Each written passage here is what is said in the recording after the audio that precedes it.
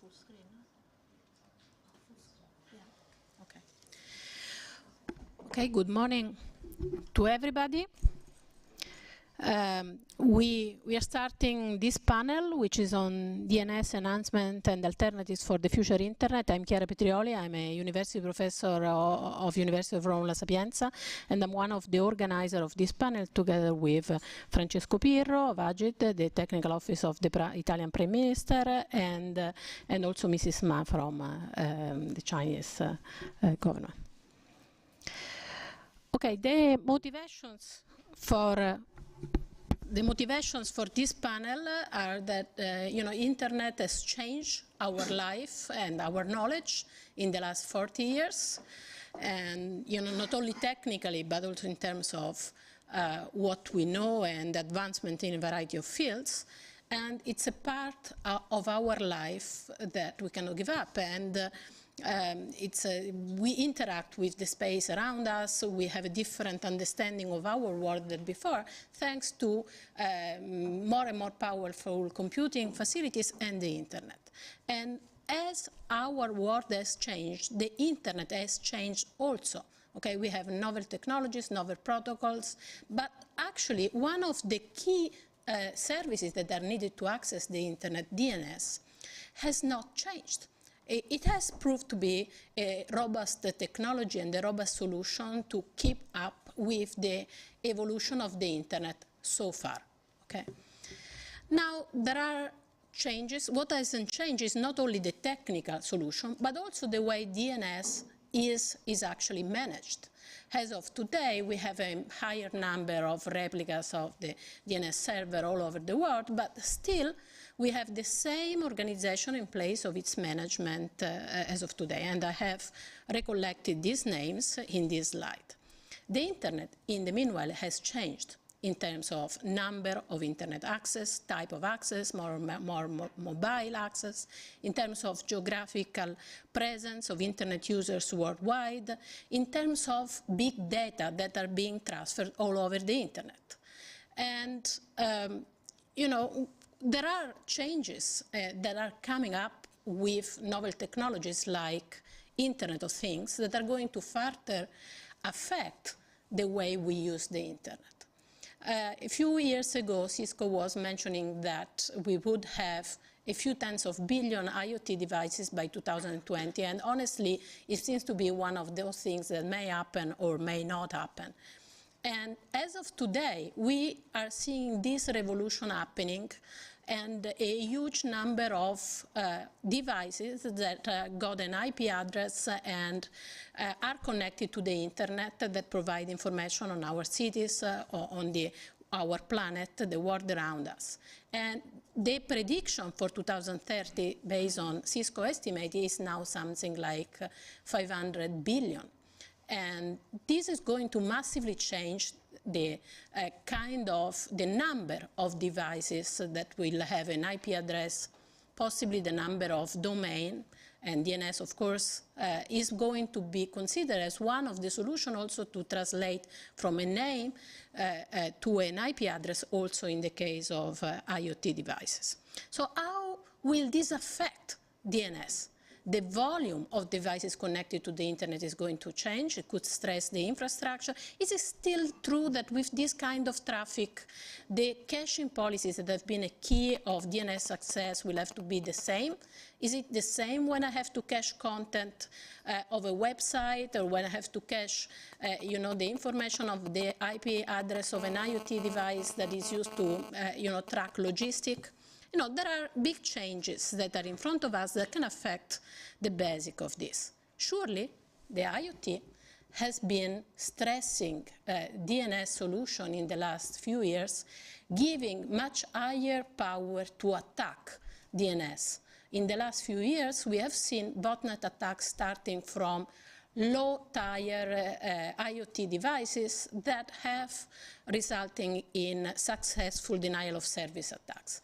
So surely this is something that has led ICANN, that is the organization that is managing DNS, to make a statement on its website that DNS has now to change, and for instance, the DNSSEC, which is a proposal that has been, has come up a few years back, but is still not widely used, is necessary. So we're speaking now also, within in the field of those that have been managing the evolution of DNS about needed changes. So this is exactly the reason for this panel. So there are big changes in the internet, in the traffic, in the volumes, and there are reasons why also the managing authorities are discussing the approach that has been taken so far by DNS. Now, the point is how DNS should be changed, because in the meanwhile, the technologies that we are using in the internet have changed. We can think about not only evolutionary approaches, for instance, software-defined networking, the virtualization, make possible to have more revolutionary approaches in our internet nowadays. The computing power available in our smartphone today is of the same amount and probably in the near future much higher than big computers that we had in the past. So we have at hand and with low cost, very high power devices that can store a lot of data. We have typically, today we're having some problem, but high data rating connecting to the internet. Can this result into the fact that we could design today differently the DNS evolution? We have also have a proof of different approaches, centralized versus peer-to-peer. Peer-to-peer has been used successfully in a variety of internet applications. When we speak about being sure of the integrity of the information exchange, there are new paradigms like blockchain that are being considered for the future of internet. So all these are, just some initial thoughts. We'll discuss better with our speakers today what are the challenges and what are the right solutions for DNS evolution. And I'm very honored to have experts of these topics that will be part of the panel today. We will start with Professor Wang from the University of Post and Telecommunication in Beijing. Then we will have Khaled Kuba from ICANN, and then Ted Hardy from IETF, also Google Evangelist, Jeremy Rand from Namecoin, and Francesco Pirro from Agit. So I give the floor to the speakers, giving 10 minutes each. And the question I would like to pose are, what are the current and forecasting and vision challenges in terms both of the DNS solution and also in terms of DNS management? Do you see, what is the best way to address these challenges, through an evolutionary or a revolutionary approach? And I would like to hear, a discussion about the current known problems and the ones that are not still evident, but that you see based on the big changes that are in front of us for the internet revolution. So thanks a lot, and I will give 10 minutes to Professor Wang. Thanks.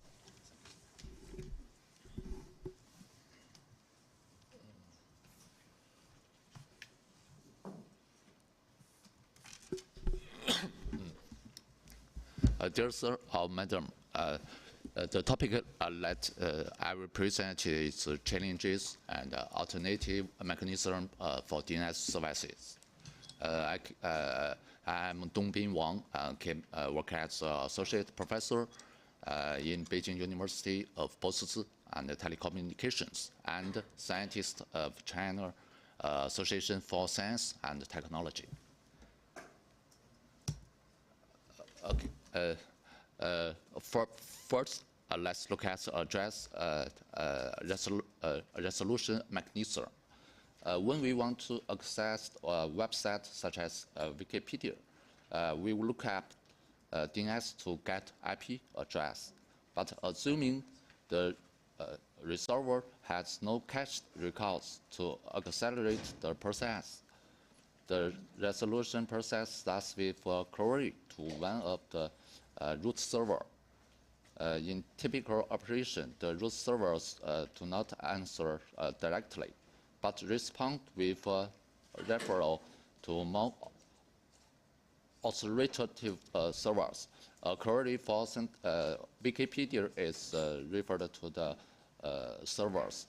The resolver now queries the servers referred to and iteratively repeats the process until it receives an authoritative answer.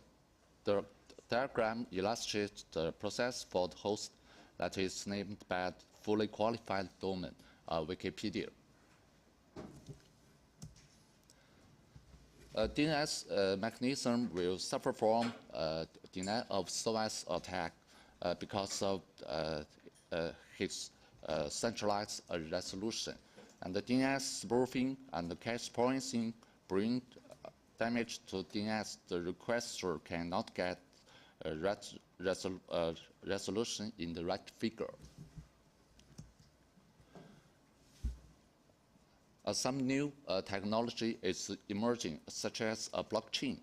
Blockchain is a decentralized, distributed, and public digital ledger that is used to record transactions across many computers, so that the record cannot be altered without the alteration of all subsequent blocks. And the consensus of the network.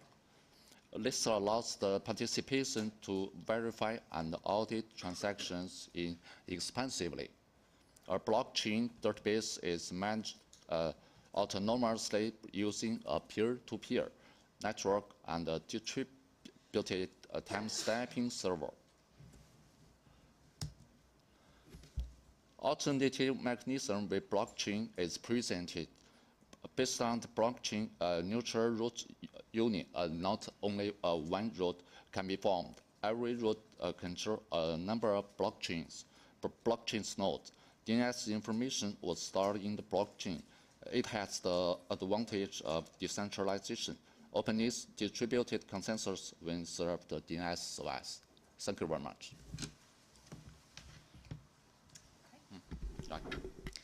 Thanks a lot. So we go on with the next presentation by Khaled Kuba. So.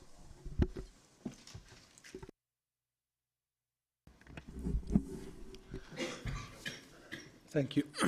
Thank you, distinguished guests and friends and colleagues from the members of the ICANN, the Internet Governance community. First of all, I would like to thank the organizers of this workshop, the Università degli Studi di Roma, La Sapienza, AGID, and China Association for Science and Technology. It's my pleasure to represent the ICANN board in this workshop. It's a very important workshop for us on the DNS enhancement and alternatives for the future Internet. So in the workshop presentation, the organizers reminded us how much the domain name system is one of the crucial features of today's Internet. I would tend to confirm this statement, and this is where, in fact, ICANN comes in. And our role is, in fact, to coordinate the Internet system of unique identifiers, including the top of the DNS hierarchy. So ICANN bottom-up multi-stakeholder approach helps to ensure that this DNS namespace is managed appropriately. And it's a very narrow and indeed important remit that we are staying and keeping ourselves focused on that mission and responsibility.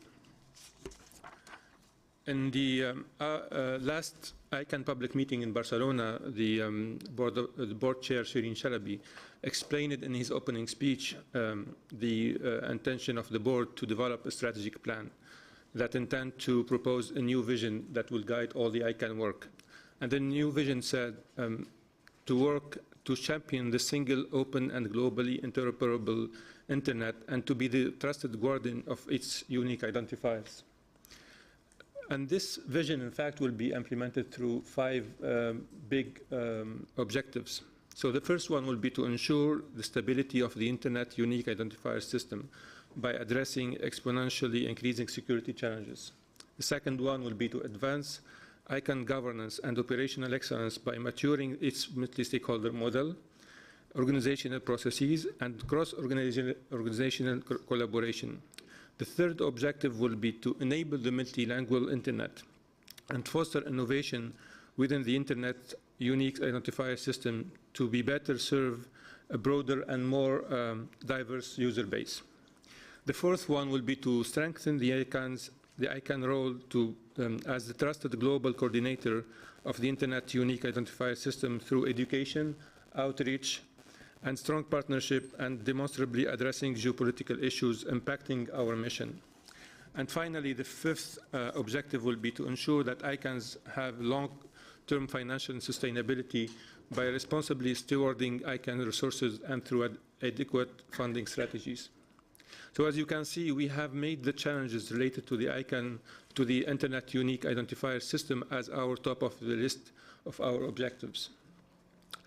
In regards to, I took few things and issues that I considered important in the presentation. I'm answering them one after the other. So in regards to the load balance and system efficiency, it's important to remember that with hierarchical namespace, the search must start at the top of the namespace, and there is no way to avoid it. That does not imply any inefficiency, by the way. As far as load distribution goes, the design of the DNS inevitably mean that servers for the higher level portions of the namespace will receive a lot of queries, but those servers have been provisioned accordingly. For example, the DNS root zone is the most over-provisioned zone in the entire namespace, with around 1,000 instances distributed worldwide to answer queries. And also TLDs operating within the ICANN framework are also having the same contractual obligation to provision adequately. In regards to security, the same over-provisioning described above that addresses load concerns also applies to address concerns about denial of services attack. This concern may be an indirect reference to DynAttack in the late 2016, which took down a large number of valuable Internet properties, but this has nothing to do with the DNS or its hierarchical structure. This is a market concentration issue, and it's independent of the underlying technology. There would be similar issues with the blockchain or any other name resolution systems.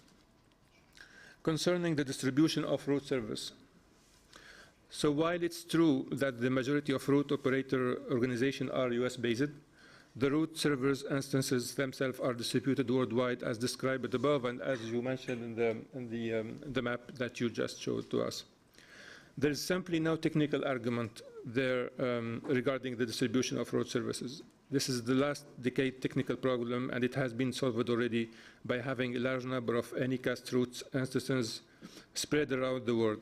And the root operator organizations are participating in the ICANN processes via RSAC, so they are visible and very highly engaged with us.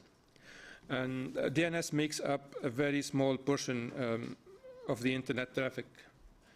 So the distribution of DNS servers is not what defines how the Internet traffic flows or is balanced. Many other factors, indeed, such as routing, decision, hosting choices, and content distribution solutions are part of what drive the distribution of Internet traffics. And finally, in regards to the challenges to the DNS posed by emerging technologies such as Internet of Things, for example, let me say that the traffic is growing whenever we do, growing all the time anyway.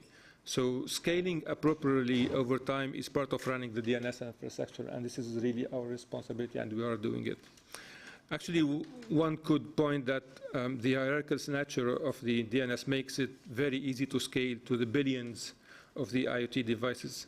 So such a scale would be extraordinarily difficult to achieve using other technologies. Thank you again, and I will stay for any question. Thank you. Thanks a lot. Then I pass the floor to Ted Hardy from IETF. Thank you very much to the organizers and to everybody attending.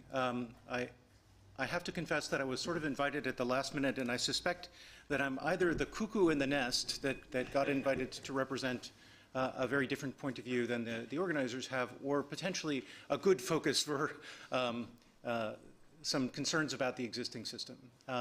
First of all, I will remind folks that the Internet existed before the DNS. As it happens, I started my career working on the Internet at SRI International when it was the SRI NIC before the DNS existed, when we distributed the mapping tables as hosts.txt twice a week. And we discovered the scaling problems with trying to distribute that from a centralized location pretty early. And the work that Paul Makapetris and the team did to create the DNS was actually in response to scaling properties we saw back in the 80s. So it has been a while since we went through that transition, but it has certainly occurred before, and it's not something that we would rule out in the future. But it is something where we have to pay a great deal of attention to exactly what it is we're experimenting with and what it is we want in the results of those experiments. As the organizers correctly pointed out, there were a very small number of organizations that originally stood up those root name servers, and those represent a diversity that is really more the diversity of the 1980s than the diversity of utilization today. As Khaled has pointed out, that diversity is not actually mapped into the actual locations of DNS services now. There are currently 919 DNS root services. As I understand it, if you call up Octo at ICANN, David Conrad will cheerfully ship you the 920th and the 921st and the 923rd. So it's something where that's become very plug and play. As the original author of RFC 3258, which describes how to use Anycast for DNS, I feel a certain pride in that. It's scaled quite a bit. At the moment, we're serving about 1 million queries per second across the root name service. Realistically, what that means is any experimentation that we see has to look at what it's experimenting on before it tackles such an important part of the internet infrastructure. And one piece it could be experimenting with is the name structures itself. As Dr. Wang pointed out, Professor Wang pointed out, there were a great number of these things which are about the data structures that use public ledger systems. And public ledger systems are a data structure that's already used in internet infrastructure, in certificate transparency and other places. But those, in turn, don't relate really to the data governance of those. So the data governance of certificate transparency is not a consensus-based protocol, the way the Bitcoin system is a consensus-based protocol. It's simply a way of creating a public ledger system with a well-described audit mechanism. And if you wanted to see something similar in the DNS as an adjunct to the current distribution methods, there's really no reason not to experiment in that method. But we should be concerned to understand that that doesn't mean changing the DNS to a consensus-based protocol. A consensus-based protocol which determined which changes went into the DNS by the consensus of all the participants would be a very different change. And indeed, for many people who have concerns that what they serve is well understood by the public to be their content or their service, it would be probably a change that they would not support. Clearly, if you're part of the banking system or part of the government system, having a consensus determine the name to IP mapping of your service would be problematic.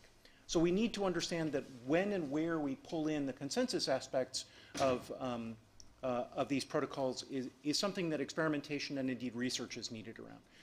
Our colleagues at the Internet Research Task Force in the Distributed Internet Infrastructure Research Group are working on that right now with the folks from Stellar and with a number of other groups like those from Ethereum. So it's definitely something where research and experimentation is needed, but it's something where we really have to have clear goals for what those experiments are going to be talking to us about. Are they talking to us about the data structures by which we store this data, or are they talking to us about the mechanisms by which the name to IP address mappings are governed? And I think that's a point that as we go through this panel, I encourage people to think about as two separate pieces of experimentation. Lastly, I want to point out that there's actually already a lot of change that's occurred in the DNS recently. In part because of the issues around pervasive public surveillance, we've introduced a number of changes to the protocols which serve the DNS. The DNS is now available over DTLS, over transport layer security, similar to HTTP, over HTTP over TLS as well. And there's now experimentation using resolverless DNS, which uses web packaging to take the kinds of exchanges which would have crossed over HTTP and distribute them in other methods. Those can be over HTTP, over a blockchain, over pretty much any peer-to-peer protocol you care to. What's critical about those is, once again, looking at the core methods of the DNS and saying, do we get the same guarantees if we distribute them across other protocols? And because the DNS has an object security model in DNSSEC, provided you're doing validation and you have the records for DNSSEC, you can actually distribute it any way you like and still get the same cryptographic assurance that what you're getting from this other protocol is what the DNS zone maintainer put into the DNS. So there's a great deal of experimentation we can do in distribution, provided we link it to these cryptographic assurances without actually changing the overall system.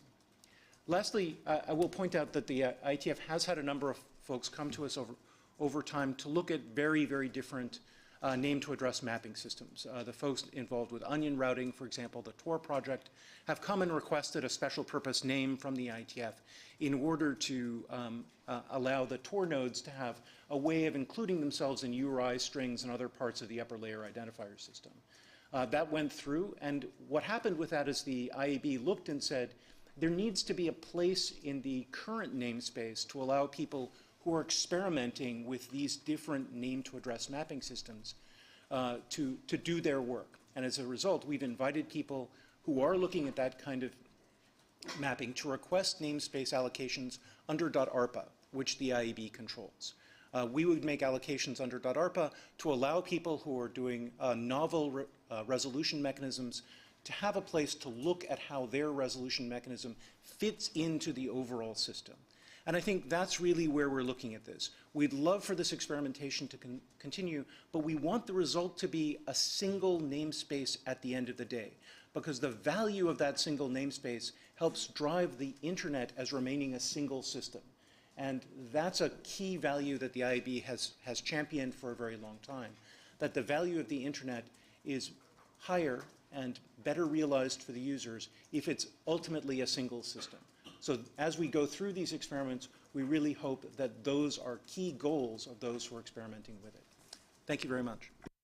Thanks a lot for your presentation, and then I give the floor to Jeremy Rand from Namecoin. We have to. Yes, we upload your slides. 1 second.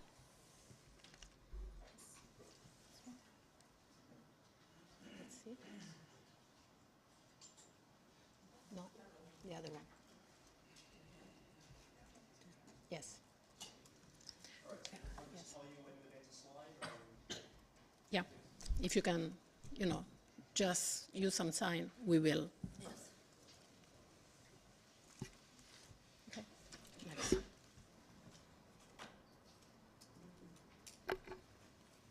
Okay. Microphone working? Great. So we're here at Internet Governance Forum 2018, where the slogan is Internet of Trust. And I think this is unintentionally a very apt slogan because in the DNS, we need to trust a lot of third parties.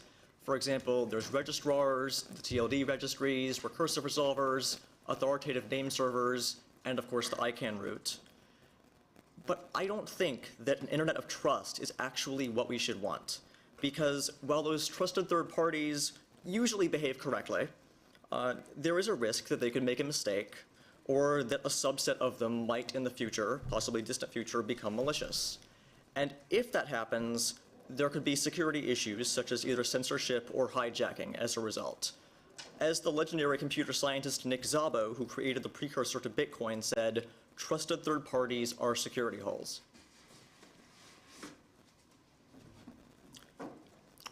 So you may be wondering, why do I think trusted third parties are so concerning? I think what it comes down to is that humans inherently behave non-deterministically. And by extension, any system that is run by humans will behave non-deterministically. In particular, that means that even if a system has ground rules that are supposed to be completely inviolable, if those ground rules are enforced by humans, they will inevitably be inconsistently enforced. And human behavior, as we go further into the future, becomes more deterministic.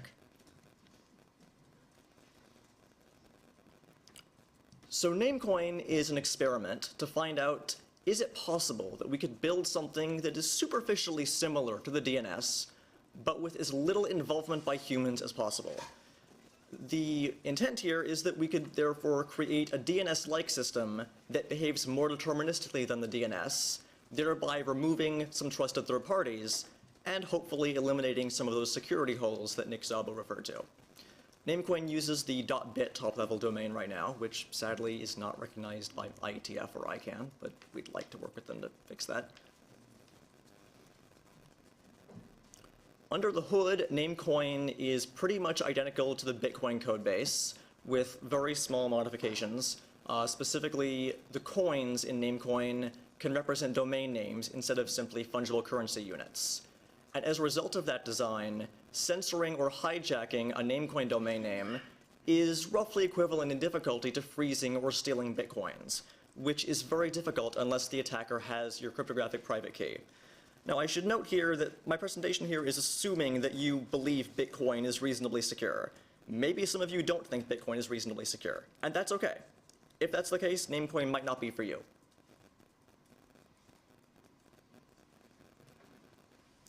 So what are some real-world use cases where Namecoin's deterministic behavior can improve security compared to the DNS? Well, let's say that you're trying to buy or sell a name.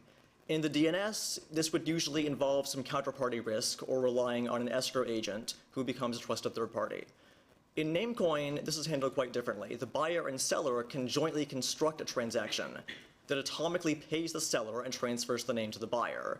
And this eliminates the counterparty risk without requiring the services of an escrow agent. As a further extension of this concept, you can also create what we call non-interactive buy or sell offers. And as an example of this, let's say Alice creates a sell offer saying, I'm willing to sell example.bit for whoever can pay me 100 Namecoins. And Alice signs this sell offer with her private key, which proves that she owns example.bit and is willing to transfer it in exchange for 100 Namecoins. And Alice can post this signed sell offer pretty much anywhere you like, on a forum, on a pastebin, take your pick. Now Bob sees this offer and wants to buy example.bit. Bob can complete the offer by signing that sell offer with a private key that owns 100 Namecoins. And by doing this, the offer is actually now a completely valid Namecoin transaction. And Bob can broadcast that to the Namecoin peer-to-peer network without even having to contact Alice about it first. And so Alice gets paid her 100 Namecoins, and Bob receives example.bit. The transaction is fully atomic, there's no counterparty risk, and we don't need the services of a trusted escrow agent. And this works for both buy offers and sell offers. Switching gears from buying and selling names to actually using names, another use case is the TLS public key infrastructure, which HTTPS encryption relies on. The certificate authority system, which is relied on by HTTPS, is somewhat problematic, even with certificate transparency. I know there's someone here with a Let's Encrypt sticker. I hope I'm not offending you. The thing here is that there are just too many non-deterministic humans involved as certificate authorities, and these trusted third parties form security holes. Chiara mentioned DNSSEC earlier, and DNSSEC actually can improve this situation using a spec called DANE, which lists TLS certificates in the DNS. But there are some political concerns there. Some people, whether for good reason or not, are nervous about the possibility of abuse of power or maybe accidental security breaches by the DNS root or the TLD operators or registrars. And Namecoin can provide very similar functionality to what DANE provides, but without that particular political issue and without trading one trusted third party for another.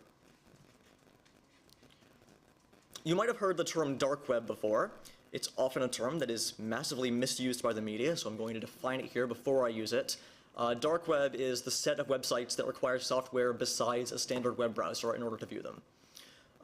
A major benefit of dark web systems is they allow the technical community to experiment with new innovations in web technology without needing to get web browser vendors on board first. A significant subset of dark web systems use cryptography to offer some security advantages compared to regular websites. For example, Tor improves privacy and anonymity, ZeroNet improves resilience to web hosting server downtime, and CJDNS improves resilience to ISP downtime. Now, while Namecoin itself actually does qualify as a dark web system, Namecoin can also be used as a naming layer for other dark web systems like the three I mentioned. And those systems may want to have DNS-like functionality while reducing reliance on trusted third parties. So Namecoin is a fairly natural fit there. For those use cases like TLS and dark web protocols, it probably goes without saying that very bad things would happen if a Namecoin name's private keys get compromised. This is also theoretically true for DNSSEC, but because DNSSEC is not widely used for those use cases yet, this is somewhat uncharted territory. One approach for protecting against compromised private keys is requiring multiple signatures from different keys. In the world of the DNS, this can theoretically be done via things like threshold signatures, but I'm not aware of such a feature actually being deployed in the DNS in any meaningful capacity. In Namecoin, a solution to this is that a name can be owned by a threshold amount of different private keys, and this can be a useful protection against a single compromised key. As an example, a board of directors could each have a private key, and updating the name might require a supermajority of the board, and you can independently control the number of signatures required and the number of total public keys in that pool. Namecoin also allows some very flexible policies to be built, which don't have any direct analog in the DNS for users who are very concerned about private key compromise. As an example of one such policy, let's say Alice owns a Namecoin name, and she's using it to list her HTTPS certificate, and she wants to limit the risk of stolen private keys while not introducing too much counterparty risk. So she constructs a policy such as this. She contracts Trent to run a two-factor authentication service. And Alice can update her name with arbitrary data, including changing the HTTPS certificate, if Trent signs her update. And Trent promises he will only do this after verifying Alice's identity using two-factor authentication of some type. Trent, meanwhile, pre-signs a specific transaction that can revoke Alice's primary HTTPS certificate, and he gives that transaction to Alice. That means that Alice can then revoke that certificate later by signing the transaction herself, even if at that point Trent has gone offline or maliciously refuses to sign. Similarly, Trent pre-signs another transaction that transfers the name to Alice's sole control, but which is only valid a certain number of days in the future. And Trent gives this transaction to Alice as well. This means that Alice can then recover her name after that many days, even if by that point Trent has gone out of business or has lost his private key. Some of the key features here are that Trent cannot transfer or update Alice's name without Alice's signature. And Alice can verify that the pre-signed transactions she got from Trent are authentic and that she is protected from malicious or accidental problems from Trent before she applies this policy to her name. And these policies are fairly flexible. They're specified in a scripting language, and they're enforced to the exact same level that standard ECDSA signatures are. Something to note here is that even though Namecoin is decentralized, that doesn't mean that registrars go away. Something in Namecoin that might be called a registrar might look a lot like Trent in this scenario. However, Namecoin does imply that registrars have a lot less ability to harm their customers than they do in the DNS, whether that's accidental or malicious harm. It is conceivable that this might lead to decreased security budgets for registrars, and I think that would be an interesting thing to study in the future. So thanks for inviting me. Hopefully I've covered a very brief overview of some of Namecoin's security-related features. I'll be happy to answer any additional questions in the Q&A portion of this workshop. Thank you. Thanks a lot. Now I give the floor to Francesco Pirro from Agit. Just 1 second, that we will load your presentation.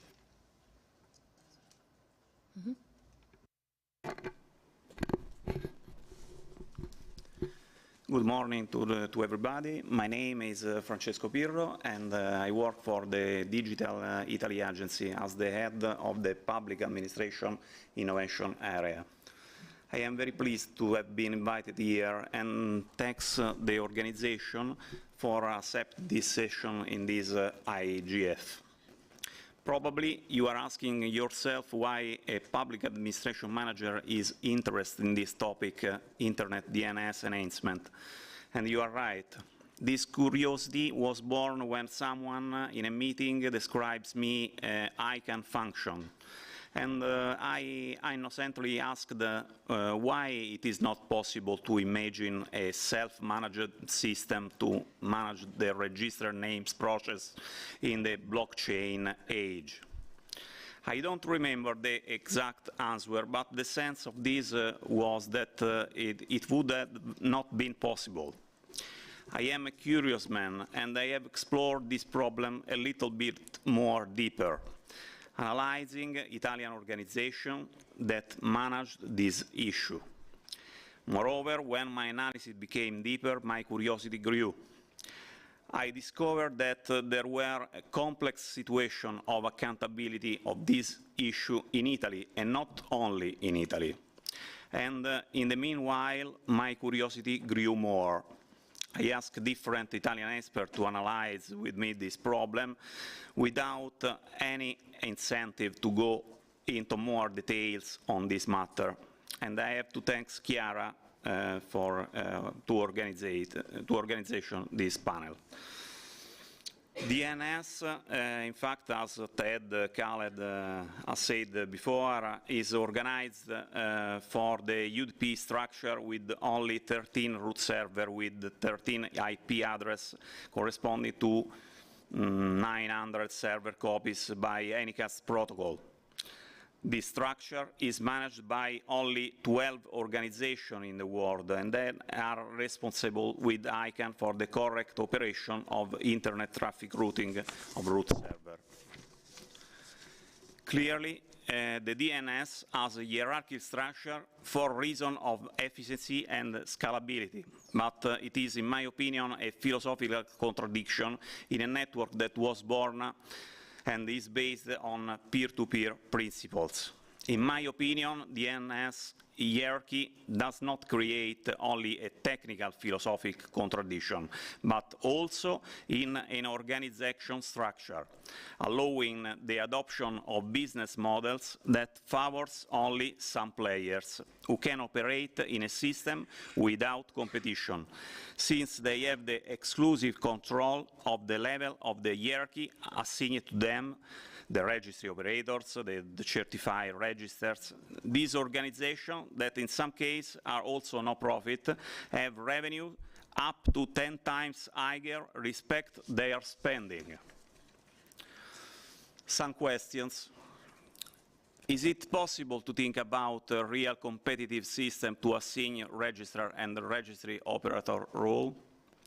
Is it possible to imagine a self-managed system supervised by only ICANN, for instance, based on blockchain for the registered name operation and for registrar's accreditation? ICANN is no-profit corporation. Also, every registry operators are so. How their funds deriving from this revenue are managed? In this fund management, there is something about the research for an alternative solution to the actual hierarchical structure. As we know, the DNS as a hierarchical structure offers DNS service for 5 billion of devices. Today, there are also 327 million of registered names. DNS latency is actually tuned in the average of 20-25 milliseconds, and it is perfect for 5 million of devices, but could not be so for trillions of devices in the network. 5 billion of devices towards 50 billion and trillion of devices in 2025. After the IoT wave, the Internet growth will be impressive. It follows an exponential trend. The problem, and so I have read that there are a lot of scientific studies that demonstrate that a big percentage DNS traffic towards top-level domain is useless or not necessary, but the vast majority of this device continues to produce this, either for a misfiguration of the application device or for DNS, botnet, malware, or similar situation. In the next future, this problem will grow more and more, and we have to consider that this will happen even though the natural traffic typology of IoT should be resolved in a local zone.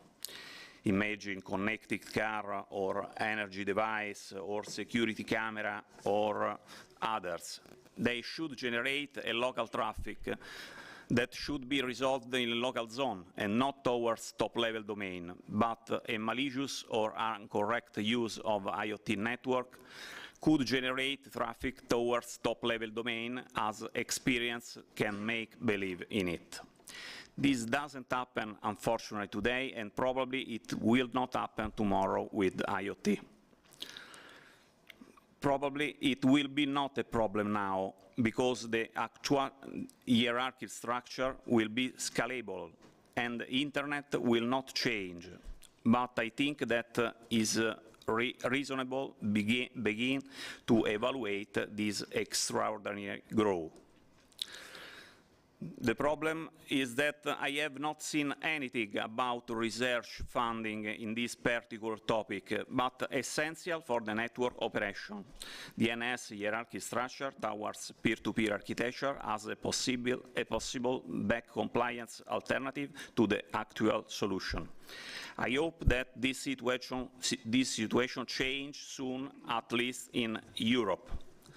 Probably the hierarchical architecture have at least two problems: traffic management with the explosion of IoT and potential security risk, because hierarchy servers are easy target for malicious attacks.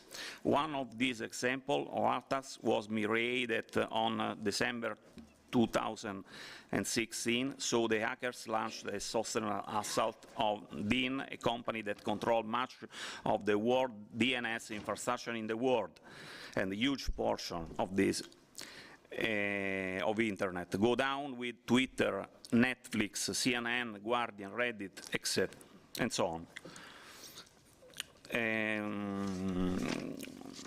Also, for this reason, several approaches have been studied that provide horizontal structure based, for example, on peer-to-peer networks that use distributed hash tables or blockchain.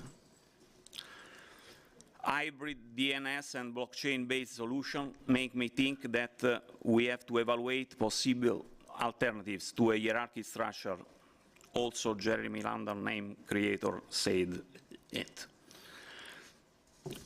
To conclude my speech, let me therefore come back on the point that I have tried to treat before about the explosion of IoT. Another idea, in fact, to avoid the problem of extraordinary traffic increase derived from explosion of IoT and malicious use of this, could be to separate these two architectures for the reason of different traffic topology. That is the characteristics that distinguish IoT from usual web traffic. I imagine a thing name system instead of domain name system, only one domain name system. As I said before, it is important to evaluate an hypothesis of changement to avoid a potential risk for the explosion of IoT and security problem deriving also from this. I don't know now if in the next year there will be a specialized cache cloud for every IoT sector managed by the main 5 registry operators or by telco providers, or a complementary DNS as TNS for IoT, or another DNS not hierarchical, but peer-to-peer, like Namecoin or hybrid system, or SD card solution. But surely something shall change, and whatever will be this new infrastructure, it shall be compliant with actual DNS system and shall operate better, respect the old one, either for the traffic manager, either for the potential security problem. We have studied an alternative solution for DNS-based on a mixed solution among blockchain and system like Torrent. We are going to submit in the next weeks a technical proposal to IETF to discuss it. I finish my speech with famous sentences on Italian actor Roberto Benigni. Begin new path worries us, but after every step we understand how it would have been dangerous to remain firm. Thank you.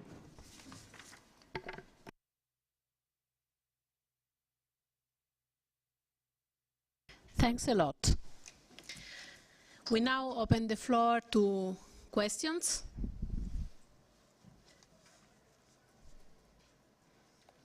also from the panelists. So there were two things that were mentioned earlier that I just wanted to make a couple of clarifying comments on. One, our colleague from Namecoin talked about the utilization of multiple keys to create trust in a change. That's actually how the root key signing ceremony goes right now. Okay, yes. Four times a year. Yes, that the root zone does that. Yeah, it's quite easy to extend that into any zone that wants it. It's a well-known set of processes. So there are definitely models already there built into the DNS that allow you to do that. The second piece kind of goes to the point that was being made here, because I feel like there are three different topics, one of which is around how the registry system works and might be considered a set of protocols that replace that market and EPP or its protocols. A different is in how you might manage the DNS name distribution system differently. And a third is really around what experimentation in very, very different kinds of names might exist, right? So I think those are three different topics we've heard today. And I think that for the market system, having that market system turn around and say, now we're going to publish this into the standard DNS, and the distribution of names from an alternative market system would be one type of experimentation that wouldn't actually require you to have different names. It just would require you to have the people who are participating in that alternative market agree to use that market for the exchange of names instead of the existing set of systems. So I think that is in some sense part of the naming infrastructure, but not part of the DNS. Where I think the point that you were making was like, how do we deal with the new scale? How do we deal with the fact that there are these, as Khaled pointed out, market leaders who've brought so many names into their DNS distribution infrastructure that the collapse of one of these infrastructure suppliers has an impact on names that were not expected to be impacted by a particular attack or by a particular change. And on that point, there's actually a very fundamental pieces of the DNS protocol system that people don't use because it's easier not to. And one of them is that you don't have to have a single name server, and you don't have to have that name server when you have multiples, all controlled by the same organization. It's very easy in the way the DNS is constructed to have the administrator of a name to declare different technical organizations as responsible for its distribution. And if any one of those organizations is up, the DNS is resilient to an attack on the others. So it's really built with this in mind. And some people were like, my current vendor is big enough, I don't have to worry about that, I'm just going to rely on them. And they've discovered that maybe that's not a good idea. Maybe they actually need to use that piece of the DNS. Similarly, there are a whole bunch of pieces to the DNS that are designed to cause you not to reach the root if what you have is a local name, or if what you have is a name that doesn't reach the root. One, you can run a local copy of the root server database yourself, since it's DNSSEC signed, as we talked about before. You can put it on a loopback and avoid those ever traversing your network.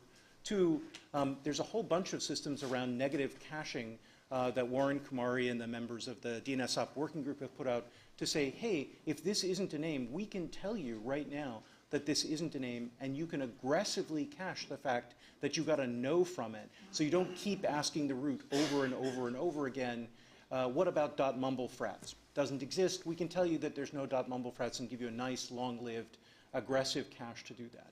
So I think that the current system, from the point of view of how we deal with DNS distribution and how we deal with market integration with DNS distribution, has these points of integration that are already there.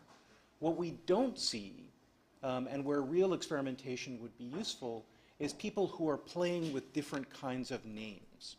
So there's experimentation that's gone on in the name data networking group and in other places where what they're actually talking about are names that are hashes of content. And fitting those into the existing system is more of a routing problem than a DNS problem at the moment. It's conceived of that way. And understanding how those fit is a very different kind of experimentation that we definitely need. And I think it would be very valuable for us to consider how each one of these different pieces of engineering or research is distinguished from each other so that when we go forward and do the research that this panel calls for, we understand what pieces of the system we're updating or approaching. Thank you. Please. So first of all, let me say that I like Roberto Benigni a lot. He's my favorite. So I personally like the blockchain technology. I think it's one of the most important technology that exists today. But applying it to the DNS, I think we have somehow considered 3 points that we need to raise on how to apply blockchain on the DNS. The first one is technical point. And for us, the blockchain have scaling problems, both in terms of number of transactions per second and energy they consume, but also the security model is still not very well understood. Yes, there is crypto everywhere, but this does not mean that the blockchain cannot be corrupted. There have been a number of high-profile cases in the last months of that. The second point will be on the operational and trust model. The blockchains relies on a network of miners. Because of the huge electricity consumption, miners tend to be concentrated in a small number of places where electricity is cheap. This is no different than the political problems of too many root service operators being in the US. Also, there is a trust issue here. Blockchain users essentially will trust the miners to do the right thing and expect crypto will prevent bad things to happen.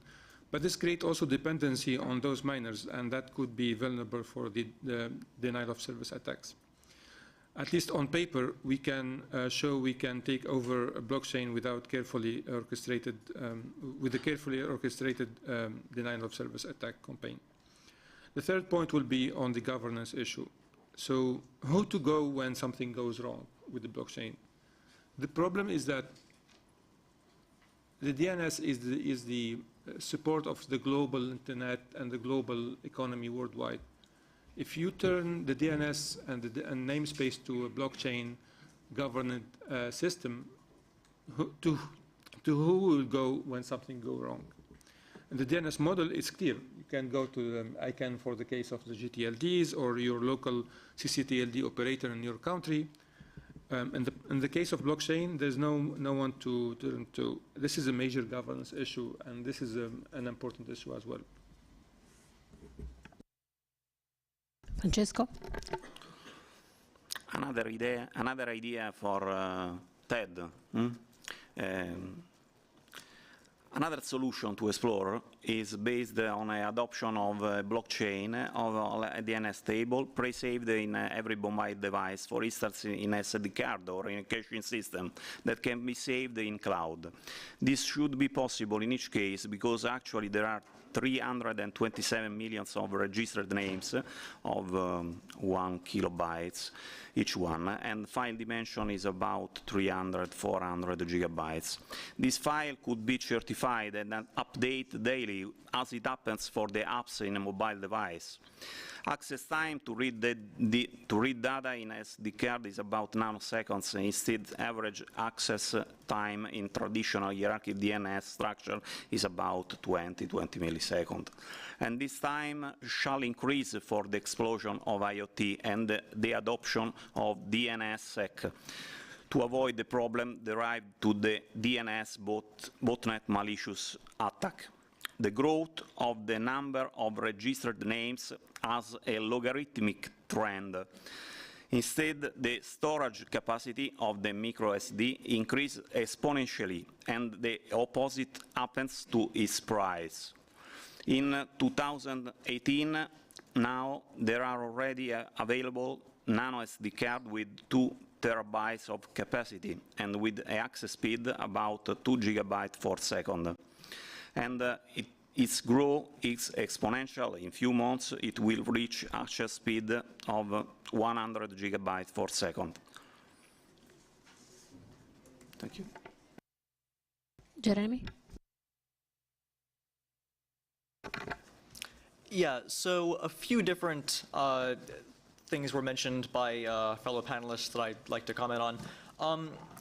The gentleman from IETF said that there's sort of a potential separation of the consensus layer, which would be for things like determining what data a domain name points to, compared to actually looking it up and things like that. I think that is true, and in fact, the way that Namecoin is designed to work, ideally, is it would probably interoperate with the DNS. So, for example, when you install Namecoin today, it basically sets up an authoritative name server on localhost, which supplies a .bit zone. And this does interoperate with the DNS, and so a lot of DNS infrastructure can be used in combination with Namecoin.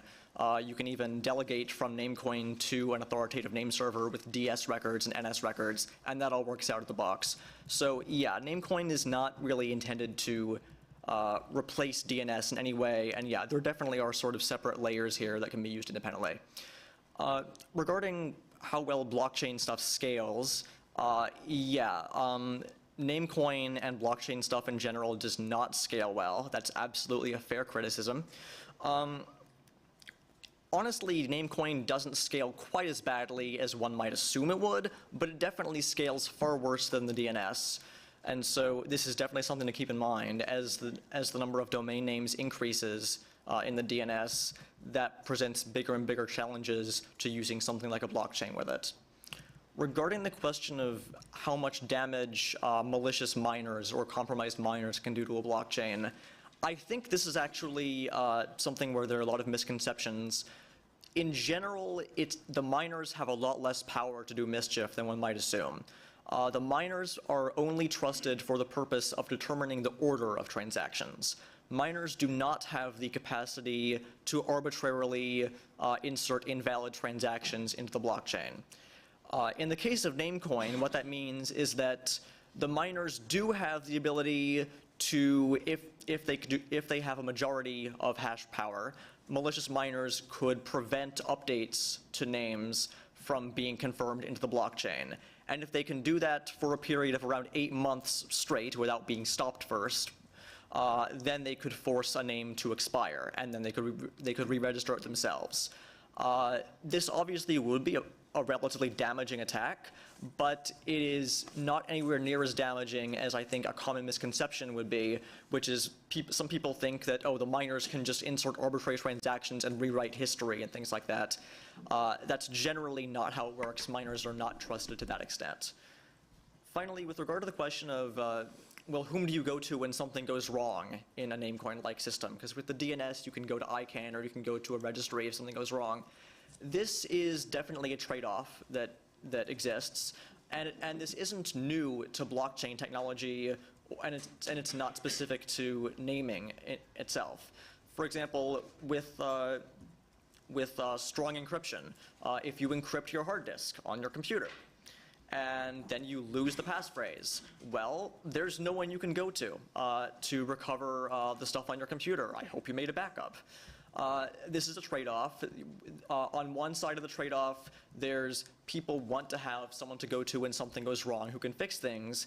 And on the other hand, people want a system that behaves more deterministically, that doesn't have trusted third parties, and is more secure against the attacks that trusted third parties can do.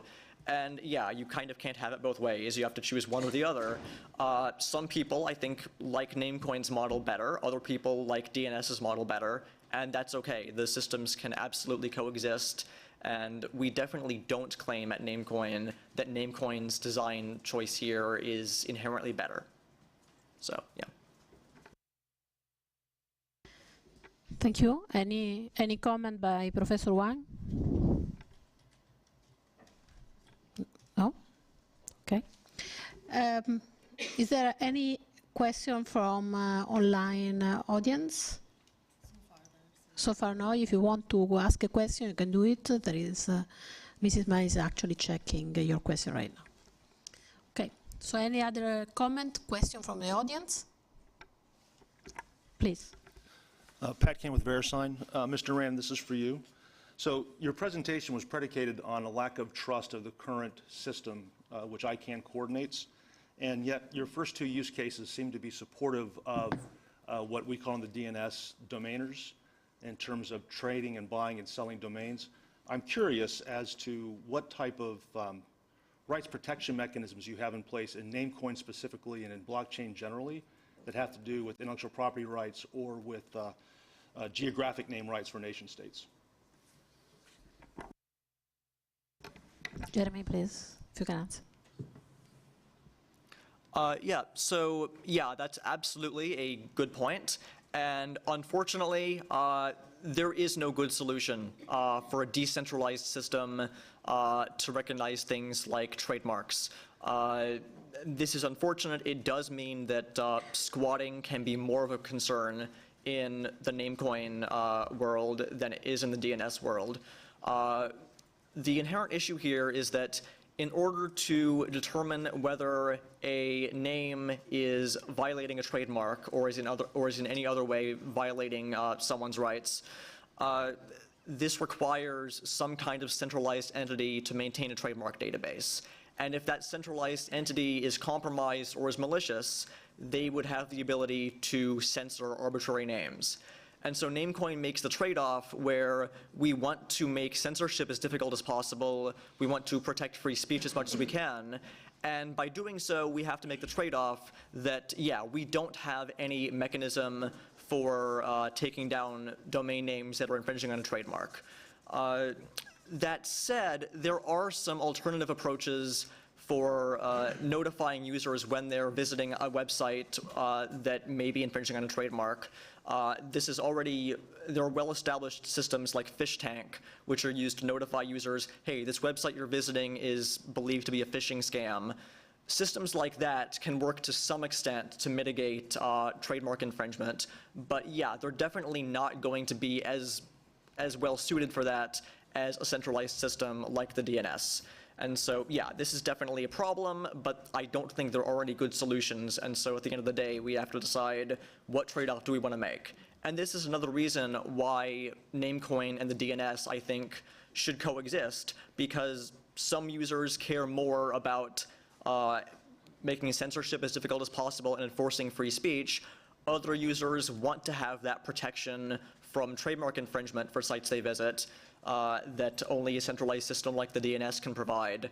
And yeah, it's up to the user which system they think meets their needs better. So yeah, we don't have a good solution, but that's, I think, how the laws of math work out. Thanks a lot. Any other question from the audience? Okay. I did have one more if we have time for one. Yeah, sure. Mr. Kuba, I had a question for you. It seems that when you talked about ICANN, it seems like you slightly changed the wording of ICANN's mission to say management of unique identifiers to include the DNS hierarchy. You know, to include the DNS hierarchy is something new that I haven't heard before. Does that mean that ICANN or the ICANN board is taking a look at bringing in more identifiers beyond domain names to include blockchain or DOA in terms of their purview? No, there were no intention from my side to have any new things. So it was just to mention that the identifiers including DNS. That's only. Thank you.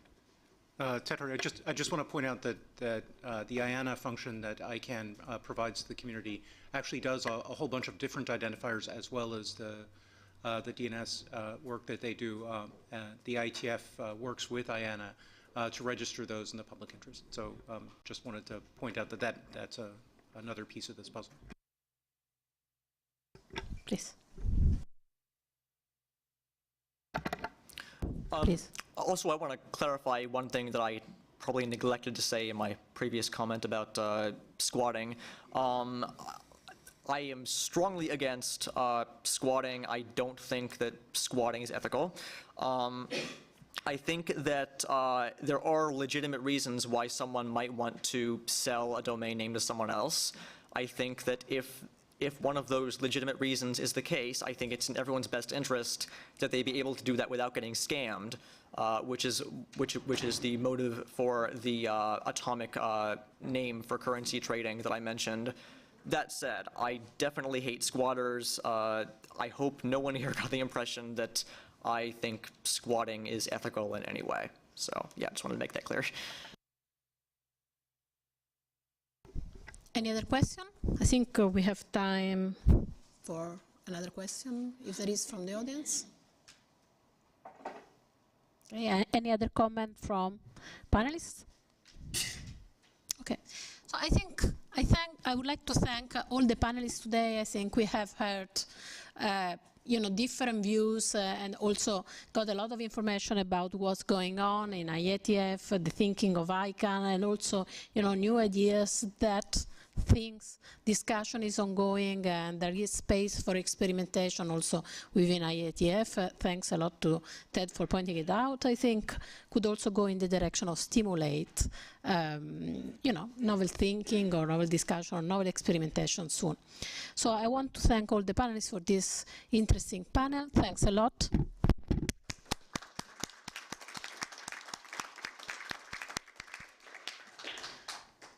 Thanks. So we close the panel. Thanks. And thank you for organizing.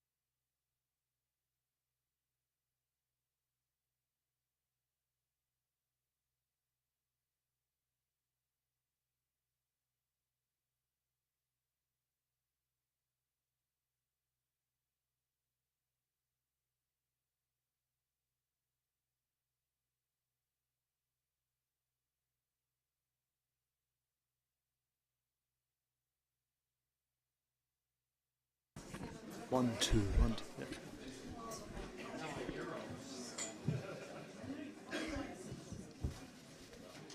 Yeah.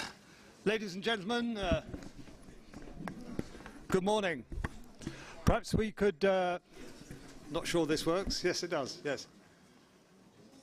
Apologies about the room, but if we could start, because we've got limited time this morning. Thank you very much indeed for coming along to the ICANN Open Forum, which is a traditional event on the IGF calendar for us. Today's session is going to be in 4 parts. Shireen Chalabi, our board chair, will make a few remarks. We'll then have some we'll have an interactive session on GDPR, who is, and developments around that. We'll then have an interactive session on generic top-level domains and the process under which ICANN has been developed, or the community has been developing policy on that. And then we'll have an open session in which any questions you want to raise about ICANN's work or ICANN's role in the broader internet ecosystem, please feel to do so. And then our CEO and President, Göran Marby, will say a few words at the end. So perhaps I could, is the door, I'm sorry about the standing, but it proves we're popular, I suppose, but perhaps I could hand over the floor to Shireen Chalabi. Good morning, everyone. I don't know if you can hear me or not, but I could barely hear you, Nigel, so the microphones are not working very well. Anyway, welcome everyone to the ICANN Open Forum, and it's really good to be back at the IGF. So this morning I am joined by Göran Marby, our CEO, who all of you know very well, and Teresa Swinehart, our Deputy CEO. I'm also joined by several of my board colleagues, Sarah Deutsch, who's here, Avery, Lito, and Leon Sanchez. There are also other board members. I can see Ron sitting there, and any other board members around in the audience, and Duncan's there. Thank you. So it's a good time, an interesting time to be involved with ICANN. As you know, we celebrated our 20th anniversary in Barcelona recently, and we're in the middle of developing our strategic plan, our next plan for the year 2021 to 2025. And I think most of you know, and some of you who have not been to ICANN meetings, you're probably interested to know that our community is, through the strategic planning work, is reinforcing 2 things to the ICANN board, to the ICANN community. The first one is that we need to work with other organizations to champion the single open internet and prevent its fragmentation. Each, of course, working within their own remit. And the second thing, there is the reinforcement of the multi-stakeholder model. Although it needs to evolve and needs to become more effective, but there's strong reinforcement of the multi-stakeholder model. So it goes without absolute concern, it goes without saying that ICANN is a true champion of the single internet and of the multi-stakeholder model. We are also a champion and an advocate of the IGF. We've been involved with the IGF since its inception, and we consider the IGF as truly a unique multi-stakeholder forum on a global basis. There are many on a global basis where an array of internet topics and public policy issues can be discussed. So with that in mind, as Nigel said, we have 2 objectives for this meeting. One, we want to engage with you on 2 topics that are top of our agenda and which we believe have an impact on the wider internet community. The first one is GDPR, and the second one is new GTLDs. Then we want to give you an opportunity to ask any question you want on any topic that is of interest to you. So we're going to have 3 slots, therefore, each one 15 minutes each. 15 seconds. I didn't have a coffee this morning, so I know this is going to happen to me. So each one 15 minutes, right? So the first one would be GDPR and would be moderated by Göran, Sarah, and Teresa. Second will be GTLD, will be moderated by Avery, Leon, and Lito. And then the open questions will be moderated by Göran and I. So I know that I see a lot of familiar faces, and you guys are not shy of asking questions. In fact, the very difficult question. So I'm sure you'll do so. But there are also new faces. So I hope you guys, too, feel free to ask difficult questions, because that's what we're here for. So given the tight deadline and time, Nigel, would you act as the timekeeper to make sure every session doesn't run more than 15 minutes? Is that okay? Absolutely, sir. Okay. With that in mind, I'm going to hand over to Teresa Swinehart to kick off the GDPR session. Teresa. Thank you, everybody, and I'm feeling the time pressure, so I'll do that. It's great to see many familiar faces. I know some who've trekked not only to the ICANN meeting, but more recently Dubai, so welcome to the tail end of what might be a long fall. For many of you in the room, the topics that I'm going to cover here are going to be familiar, but for the benefit of everybody, we want to make sure that we cover it all. One of the issues that ICANN has been dealing with over the past, can everybody hear me okay? Because I'm not sure how this is good. One of the issues that ICANN has been working on well over a year, year and a half, 2 years maybe, has been the area around compliance with regards to the European data protection legislation, namely the GDPR. And in the context of that, the accessibility to the WHOIS database information, that is the information when you register a domain name, and the information that is publicly available versus not publicly available. As many of you know, there is no centralized database for WHOIS information. It's a decentralized mechanism. And historically, that information has been publicly available. As we worked to look at how to be compliant with GDPR, we engaged in extensive community dialogue around this, on what model, what mechanism needs to be put into place to be compliant that can address the over 2,500 contracted parties that we have, and how do we ensure that in relation to the contracts that we have with them. So we went through several iterations of dialogue with the community to both better understand how to address this through what we referred to as a calzone model, so a dialogue around that, equated somewhat with a pizza that has different ingredients, and I'll let our CEO explain how he got to the rest of the name.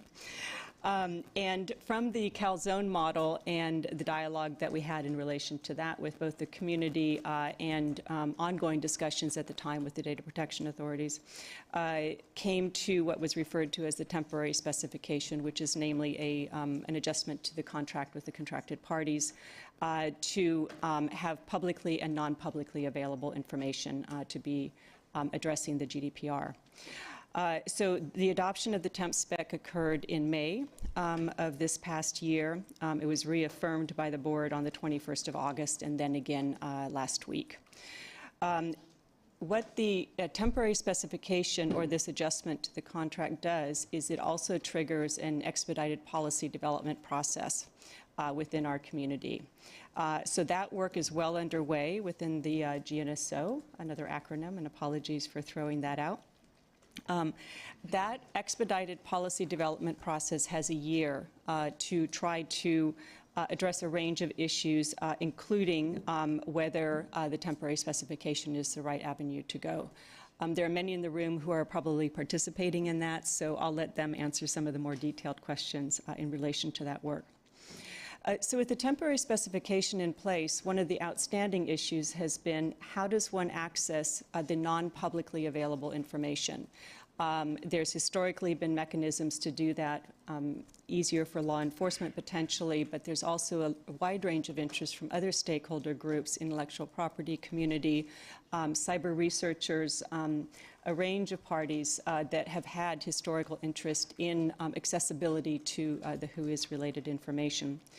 So in that, in our last ICANN meeting at 63, we also got the strong interest from the community and the mandate to go ahead and see how we can look at trying to limit the liability or lessen the liability of the contracted parties, to look at how we could explore a possible avenue for unified access that is scalable, that works globally, and that might ease things and not put at risk a sort of a fragmented kind of approach to this. On the 20th of August, we put out a conceptual model that had been based on community input that has also fed into this entire process, poses a range of questions, and also proposes using a technical avenue or exploring using a technical avenue referred to as RDAP, or the Registration Data Access Protocol, which is a new kind of technical protocol. So this work is underway. At the ICANN meeting 63, we also, Göran had announced the intention to establish a technical study group to take a look at further exploring the technical avenues and whether that would lessen the liability. And we continue to engage in discussions with the European Data Protection Authorities as well on clarifications around the law and the applicability of the law specifically as we try to explore these other avenues. We publish all the correspondence we receive. We provide regular updates to the community, either through blog postings or webinars, and those are all accessible on our website. And I'm happy to delve into more detail later on, but that's the high-level sort of roadmap of how we got to where we are today. If I can turn this over now to Sarah. Thank you. So I'd like to just talk in a bit more detail about the third-party access to non-public registration data, which is one of the major issues under discussion. And as Teresa described, the temporary specification resulted in the redaction of personal data from publicly available WHOIS records. And the temporary spec also required ICANN's contracted parties to provide reasonable access to this personal data to third parties based on legitimate interests as defined in GDPR. So as Teresa has described, ICANN.org is exploring avenues for providing a unified access mechanism that can be used across contracted parties that provide WHOIS services, and we're looking for a way to administer that with the contracted parties. And at the ICANN meeting last month in Barcelona, we saw the community actually coalesce around this approach in an effort to diminish the legal risks for the contracted parties who provide these services. And this provides a mandate of sorts to continue these conversations. This support and input from the ICANN community will be very important as we move forward on this idea. It will inform the discussions with the European Commission and the European Data Protection Board as ICANN tries to ascertain legal certainty for any such model. And ultimately, it will be up to the community to recommend a model for implementation. That's a very important point to emphasize. And ICANN's work is to provide input to help ensure the legality of that model. So we encourage everyone in this room and outside this room to engage in these conversations and work with us on this. Göran?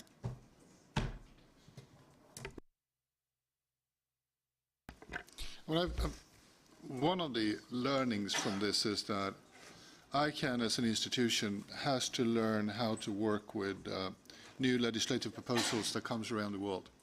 I mean, we talked about this several times, and I'm in many speeches has talked about it, that when people is now talking about internet, it seems like there are two internets. One of them is the one we use, for everything from making financials to talking to our loved ones or ordering tickets or anything, and that seems to be one internet. And the other internet seems to be the ones that has fake news or bad people are doing something. And what we see now is that many legislators around the world is now looking into one aspect of how internet is used. And sometimes they don't recognize it's only one connected internet, which is a fairly limited box. And what we see now is that there are potential that some legislation actually can have an effect on the ability for people to connect to the internet or actually share information with each other. ICANN is a technical organization. We have no political opinions about the actual means of the legislation. But we need to figure out a way to better interact with governments so we can be there to help them to understand that some parts of legislation actually can end up making it impossible for people actually to connect to the internet or actually be able to connect to other people on the internet, which is why we're doing this.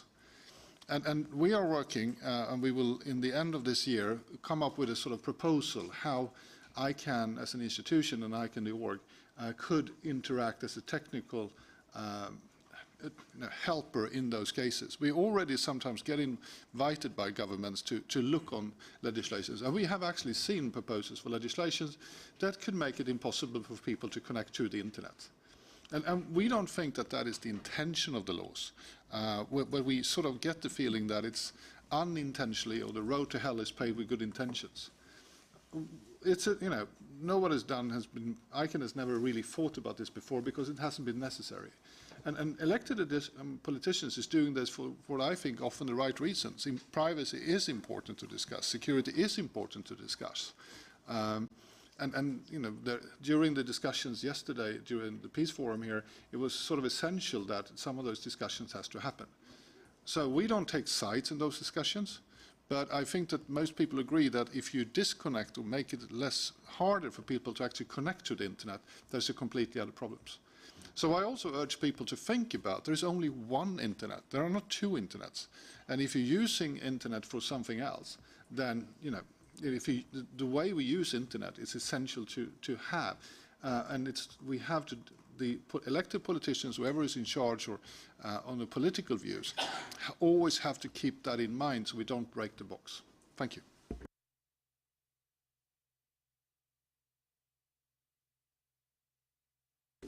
So it's question times. Who would like to raise a question about what you heard or make a comment?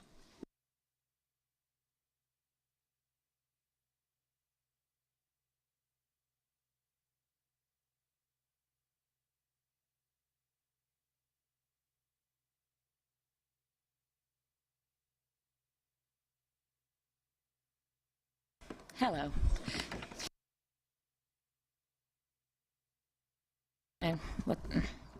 Thank you. Sorry, I wanted newcomers and those who are not involved with the community, with ICANN community, to ask a question, but I thought I'm just going to start the discussion and maybe they won't feel shy afterwards. So you said that there are a couple of comments that have been made in this session, and I would like to reframe what is being said. So ICANN, for 20 years, did not feel the need to redact the personal information of domain name registrants because it was not on the side of privacy protection. It was not on the side of data protection. It was because of GDPR that ICANN, in the end, had to become compliant because of the fine. So. And we also need to change this culture of thinking about saying that we need to have access to this data, but we also equally need to protect the personal information of domain name registrants. So that's just what I wanted to say, because I think this keeps getting lost in the conversation. And that's it.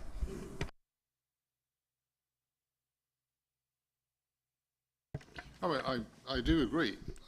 For right and wrong, GDPR has started a conversation within ICANN about privacy. And I'm the first one to say that, yes, we're late, and it's rather good that we have it. It doesn't mean it's easy. Whois, as you know, is a part of it's a very integrated part of what ICANN does, and I have a great belief in the expedited PDP's ability to come up with a policy.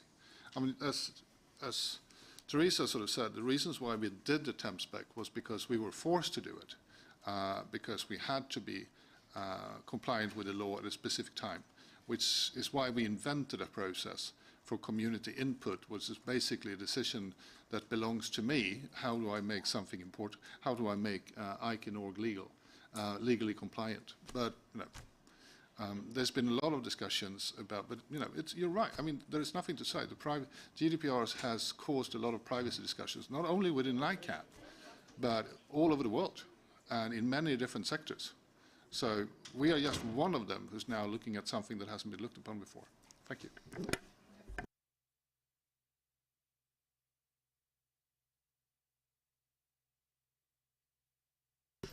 Thank you.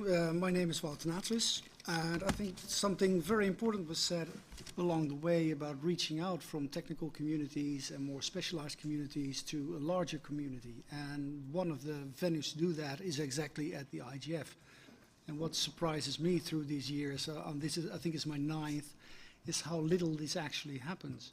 And a session like this, I think, should be a session that may take hours and bring in the right people to actually discuss together what certain decisions by either politicians or by a technical community mean for other stakeholder communities. And that is something which is severely underused at the IGF, which is something I think is something worth exploring and discussing with the MAG in the near future. Thank you. I'm all for it.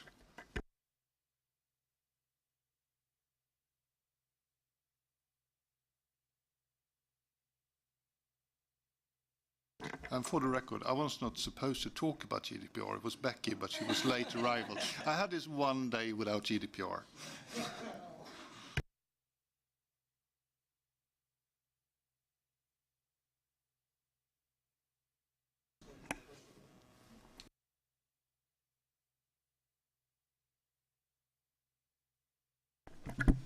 Hi there, good morning.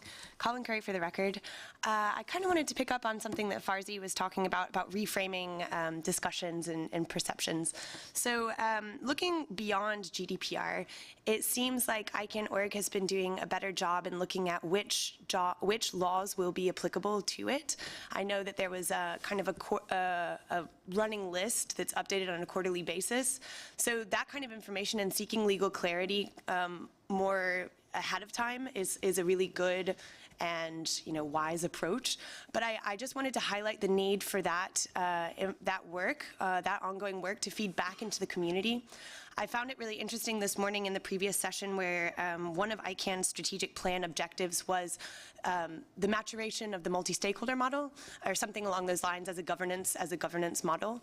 So I just wanted to emphasize that if as the ICANN.org relies on the community to develop this bottom-up consensus-based policy, it's really important for us to have all of the resources available to us as the community members, and part of that is being able to anticipate laws or changes in the ecosystem and be able to make better policy. Just because if the EPDP, I don't want to jinx it, but if it doesn't deliver on its mandate, then that means that we would have to kind of go back to scratch and we would fall further behind the curve.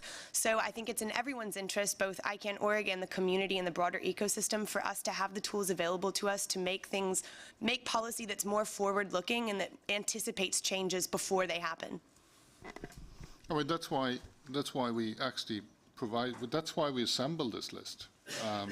So we can give the community an opportunity to see the legislations that is now under discussion without taking sides within the actual. But the problem is also with many of those laws is that, I mean, GDPR is I sometimes call it the mother-in-law, not because of my mother-in-law, but it's just that I said this joke many times, but it actually means it. It's when I was a teenager, my mother told me that I can go out if I behaved. And then I went out and behaved, and apparently she had a different definition of behavior actually meant. And that is one of the problems with this law, is that it tells you you should behave, but it actually don't tell you how to behave. And in a complex environment like, for instance, the WIS. But remember, the ecosystem that we have together with our technical partners, the IETF especially, we have thousands of databases. Internet is built around transparency and accountability by naming people's names.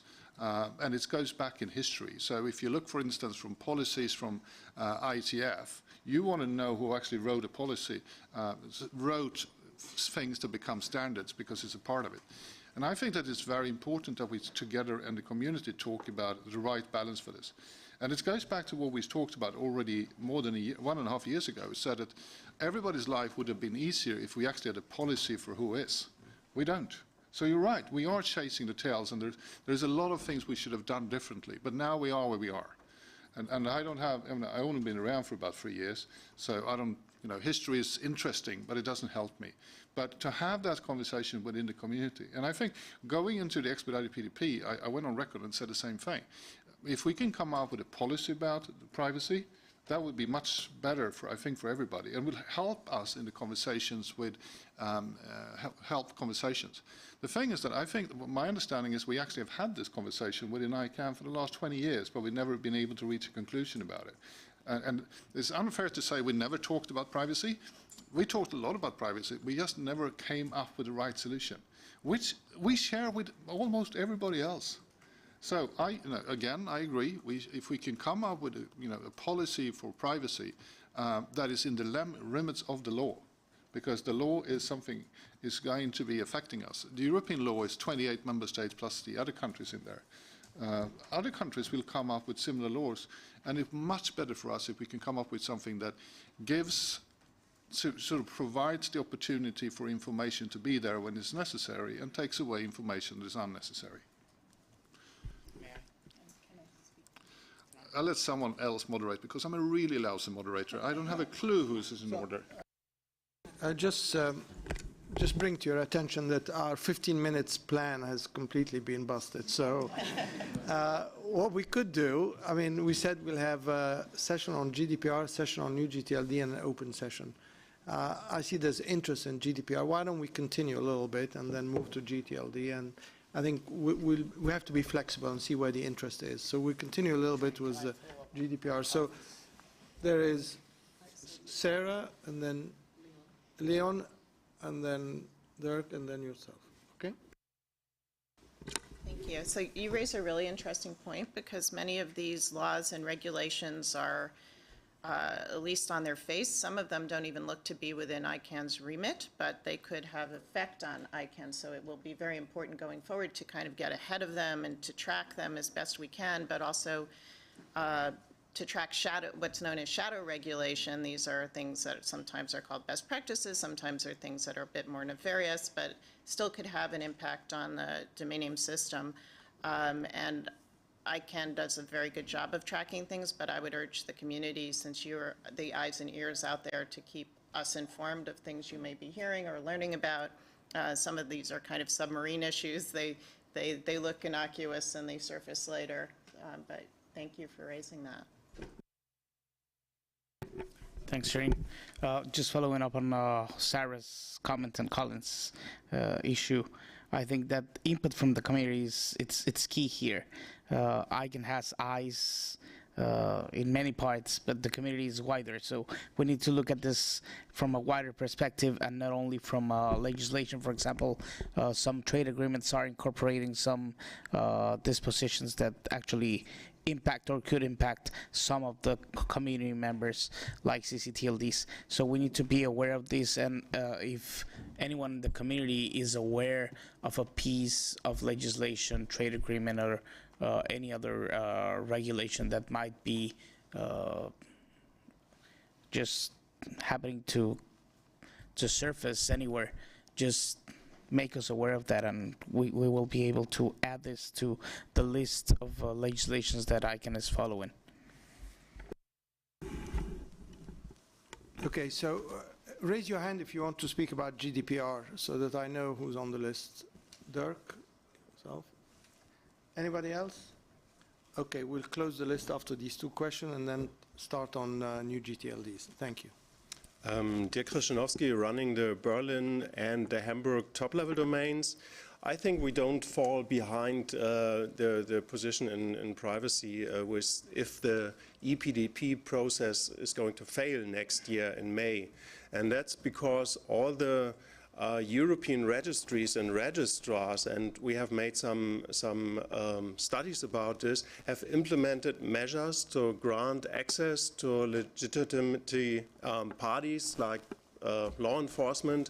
And so these processes have been proven meanwhile, because all we have like .de, .uk, .fr, .berlin, we have all gotten our requests from interested parties and granted access to these data. And what I think is we don't need that unified access model, or some call it ugly access model.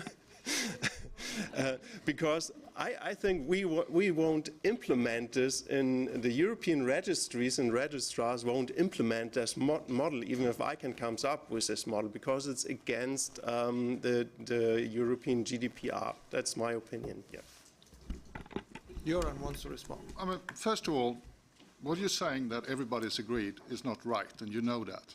I mean, for instance, if you look at the CC community, they've implemented many different solutions. The other thing is that you don't know today. The only thing you know about access to which information that could be legally stored and displayed is because we did the work for you. So because of the guidance we got from the DPAs, which is, by the way, is about you as well. What we did was actually lowering your risk by doing that. So, and that is the only thing that has ever been written down. It's not about what you think, but the DPAs has given us guidance. And that guidance has given you a lower risk. So much of the work in this, and by the way, if you go outside the temp spec, what is in there, which is the best, which the DPAs has acknowledged, because they've written us and acknowledged it. If you go outside that, it's your risk. And it's your risk alone. And if when anyone wants to willing to take that risk, I'm fine with it because it's not my risk. It's your risk. What we are trying to do, because it's in ICANN's, what ICANN is about, and you know that the WHOIS is a part of that, is that what we're trying to do as the next step is to diminish your risk.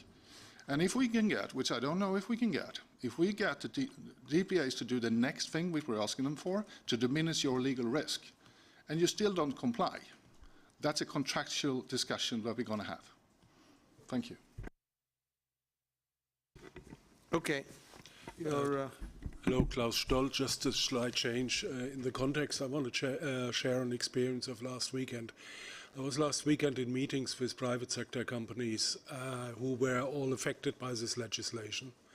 And they were bitterly complaining about the impact it had, but one significant part of this one was none of them had ever heard about ICANN.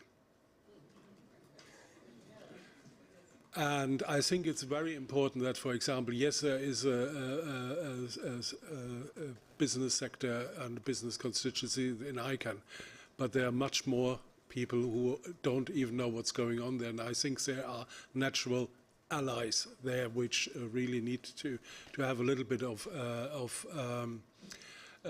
more information and better contacts. And one thing which came out of the meeting was quite simply, they were very clever. They actually got some of the politicians from the EU in this meeting and described it.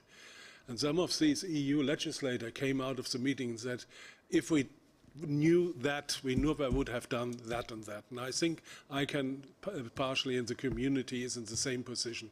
We have to explain better the background. We have to explain better the technology.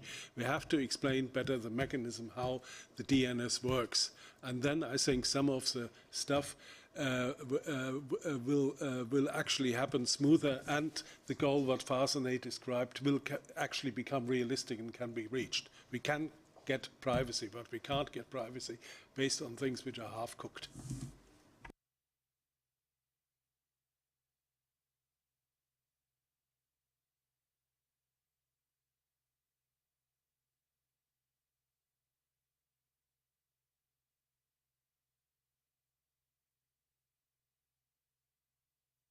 A message, I think we're done, yes. Okay. The message was, we're done. Right.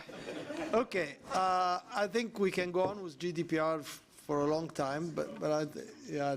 So let's switch subject and talk about the new GTLD. There's a lot of discussion from different parts of the community asking the board and asking the GNSO, when is the next round, when is the next round, when is the next round?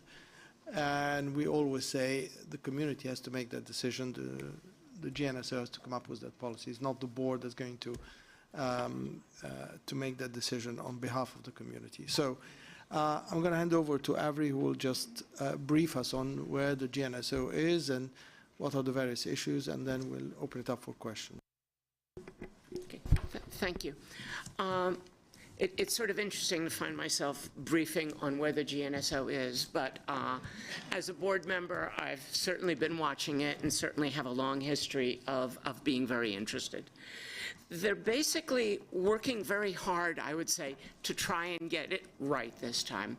Now, at the last round, there was a true belief that we would learn a lot from that round, that we would spend time and we would fix everything that we had learned about. We assumed that we could do that in a year. We were very wrong about that.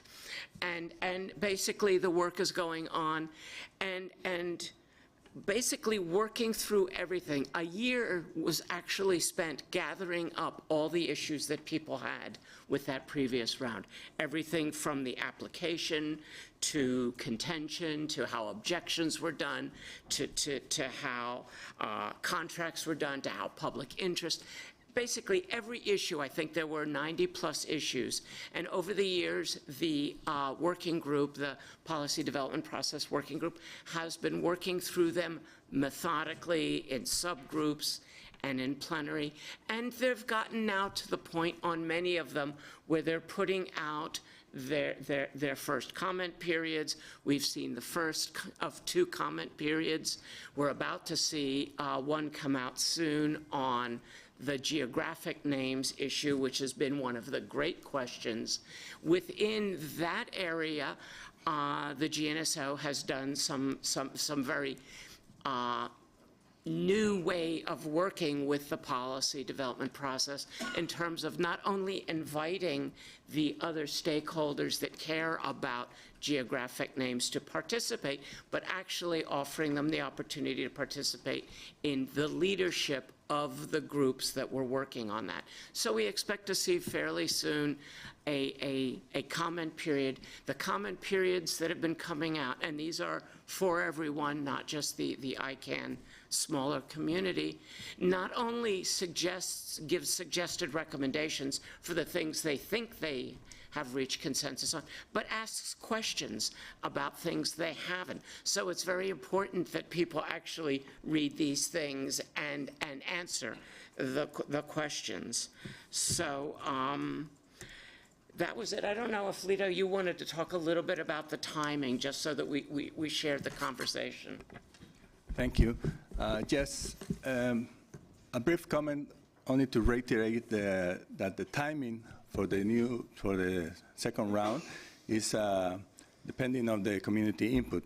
We as a community have received comments, reviews, and advices from almost every constituency within ICANN, touching on different issues from lessons learned from the first round.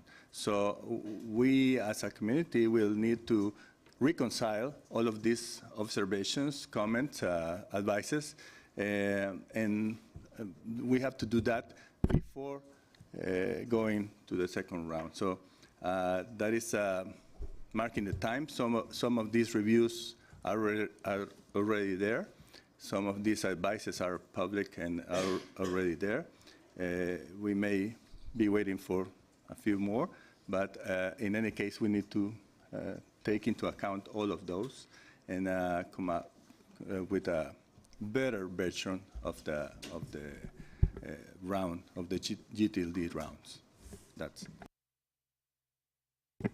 Leon, since you're the third one on our group talking about this, the question I wanted to pass from you is ALAC, who has been part of this whole process, also has a very active process of its own, where in sort of a microcosm we see everything from those that say there should never be any more GTLDs, we have enough of them, to those that say we should be doing more public interest, more community, more whatever GTLDs. And I wonder if you can sort of give a quick snapshot of what that looks like.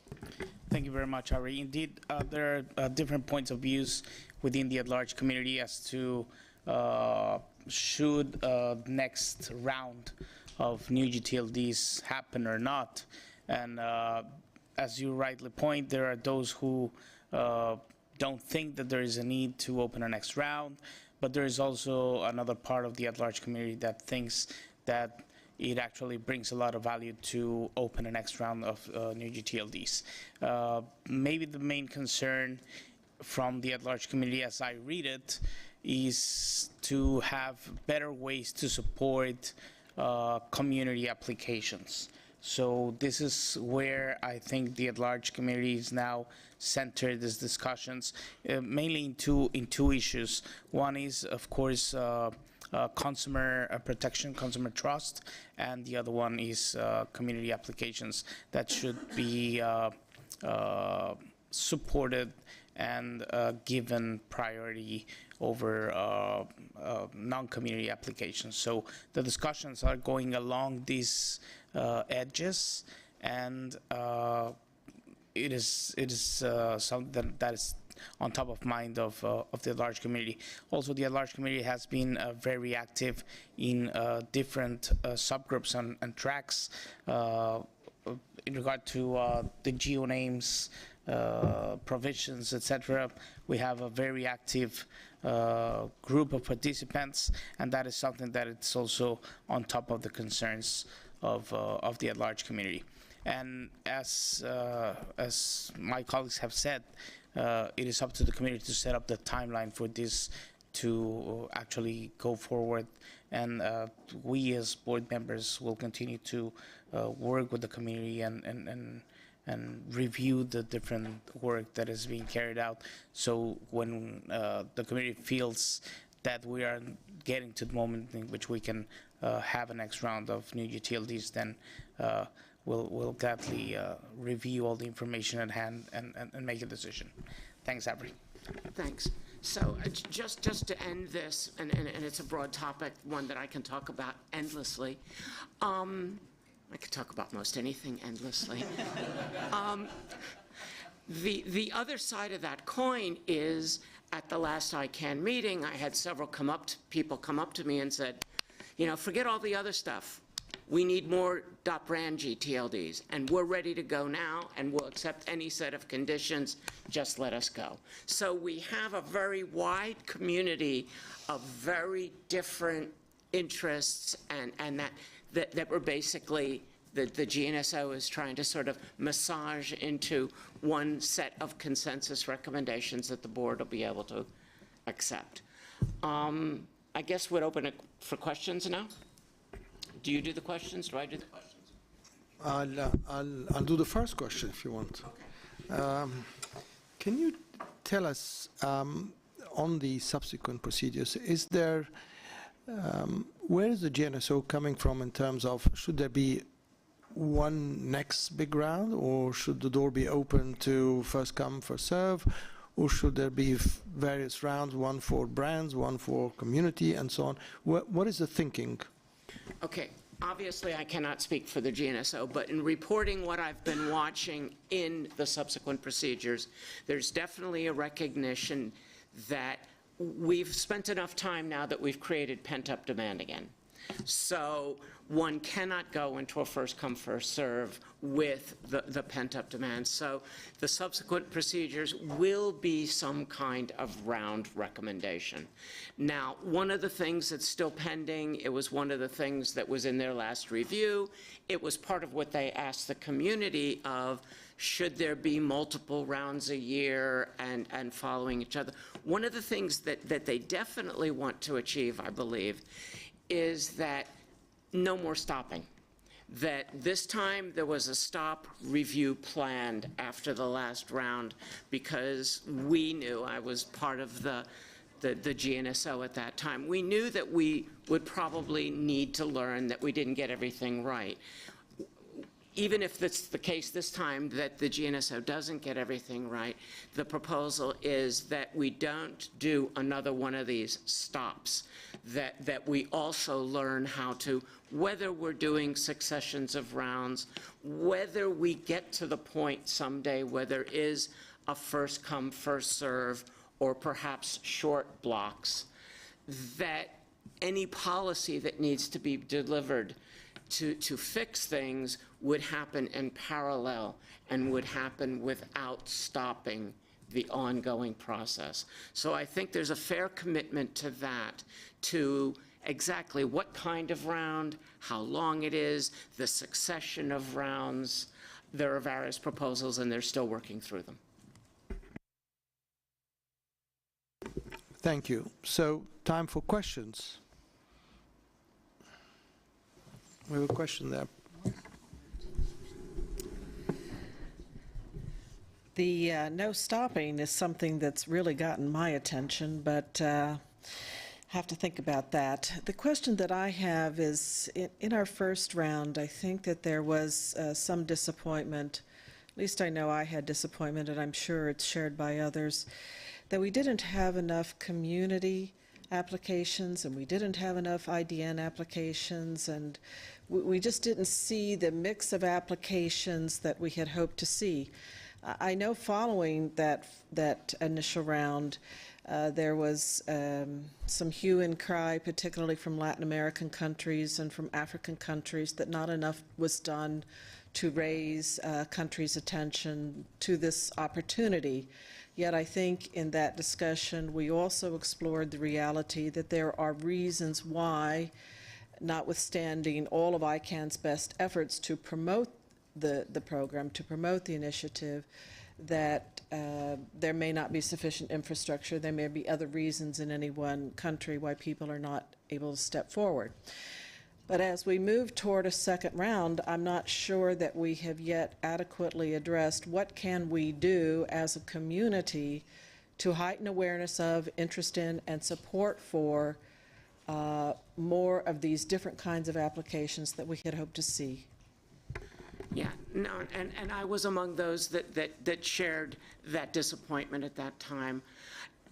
I think that's also part of being discussed. It's part of this whole universal acceptance thing, not pay no attention to the rabbit, but to the universal acceptance, which is another one of the projects that's ongoing within ICANN, because when the IDNs started, while there was an infrastructure where they could be handled at the root level in terms of handing them in mailers, in terms of handling them in people's systems, in terms of handling them everywhere, there just wasn't the support. So while at the root an IDN, an internationalized domain name, could be handled, it wasn't quite possible and still isn't quite possible to do it. Not all email can handle an IDN. Not all email can handle a 5-letter. So that's part of it.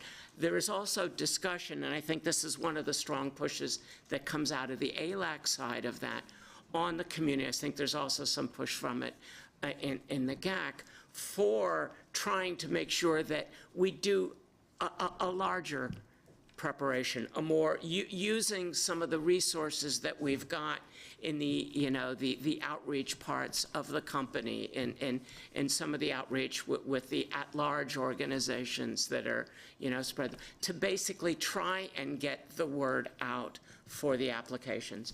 But some of the things that you mentioned about the absence of infrastructure and stuff remain an issue, and I'm not sure what the answer to that is. I don't know if anyone else here. Yeah, Leon has more. Leon wants to add something. Thank you, Harry. I wholeheartedly agree with you. I mean, many of the processes we follow at ICANN are learning processes, and I think this is one example. Having the first round happened, we learned from it that there were many things that could be improved, one of them being how to better communicate and how to promote communities to apply for new GTLDs and how to support those applications. So I think that input from the community is key for whatever outcome we get of the different processes that are feeding into possible next round of GTLDs, to let us improve how things are getting done. And I mean, I have nothing else to add to that. I know that many members of the community are worried about how we are going to improve support for community applications. So any input you can provide during the different processes that are being held parallel to feed into next GTLD round would be key for for the organization and the board to actually be able to address these concerns.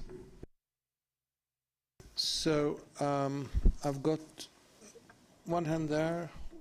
Oh, Pat, sorry, I didn't see you. Okay.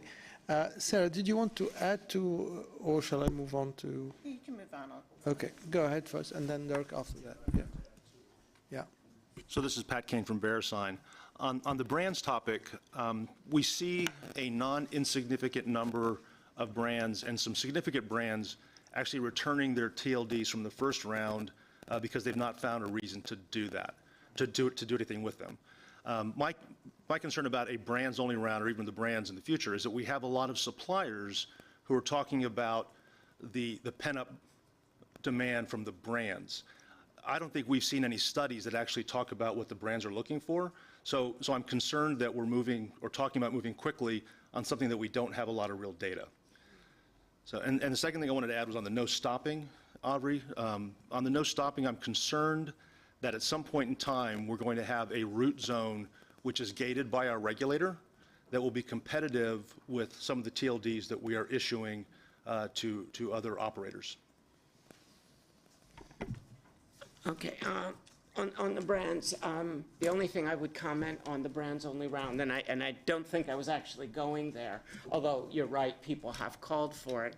My impression, and again, it's not a decision, it's a decision the GNSO would have to make to recommend that, is I have gotten requests for a brands only, a communities only, an IDN only. Basically, just about every type of GLD one can think of have asked for a round of their own, a first round. So I think to find ourselves ever in the position of deciding which one would get a solo round would be almost impossible. What I think I meant about the not stopping, it's not that there never may be a reason to say, you know, we don't need more GTLZs. That would be a policy question in the future because we ran into issues, though I think it would take us quite a while to get there. It's that basically if we see a problem in the policy, that we don't stop the whole process of GTLDs, that we basically, like we do at the moment, we don't stop registrars from registering simply because we're doing a PDP on how to fix a registration issue. And that's what I meant about the not stopping. You know, we have various constraints, like from the Stability and Security Advisory Committee, that, you know, at a certain point we may reach a number that's problematic.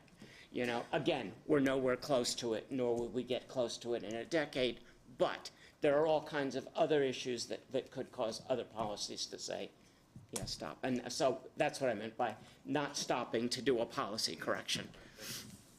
Sarah has a quick comment, and then I'll go to Dirk. Yeah, so my comment really goes, I think, both to what Susan raised about community and also your comment about brands. I think it's important to focus on how can we improve the value of these new TLDs, not just kind of the volume, because if you're a dot brand and you just register based on fear that someone else may take it, you may give it up after a certain point, no longer need it. And similarly, just speculating for the sake of speculation may not be the best use of value versus a real community using it for real things. So I would love to see us encouraging kind of valued use of the domain names and teaching people about the value that is there.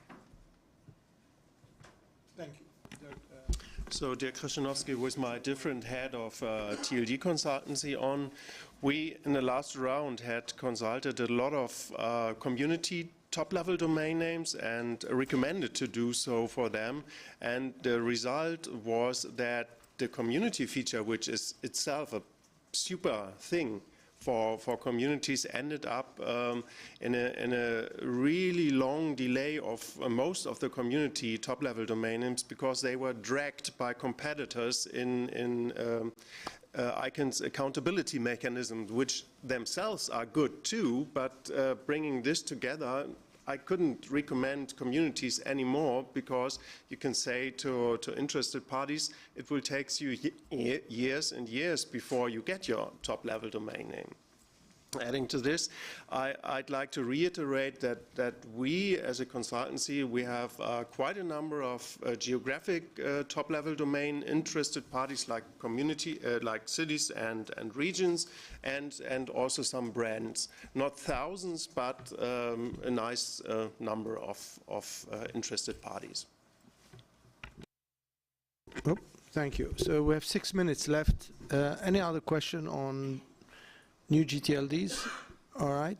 You're delaying the general questions about anything else. So go ahead.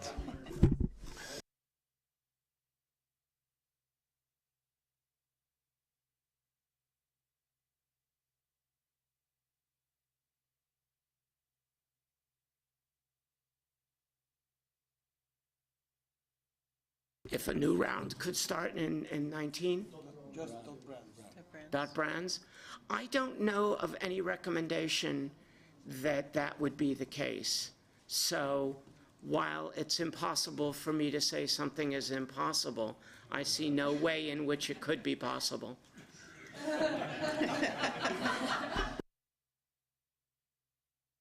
Okay. No more questions on new GTLDs?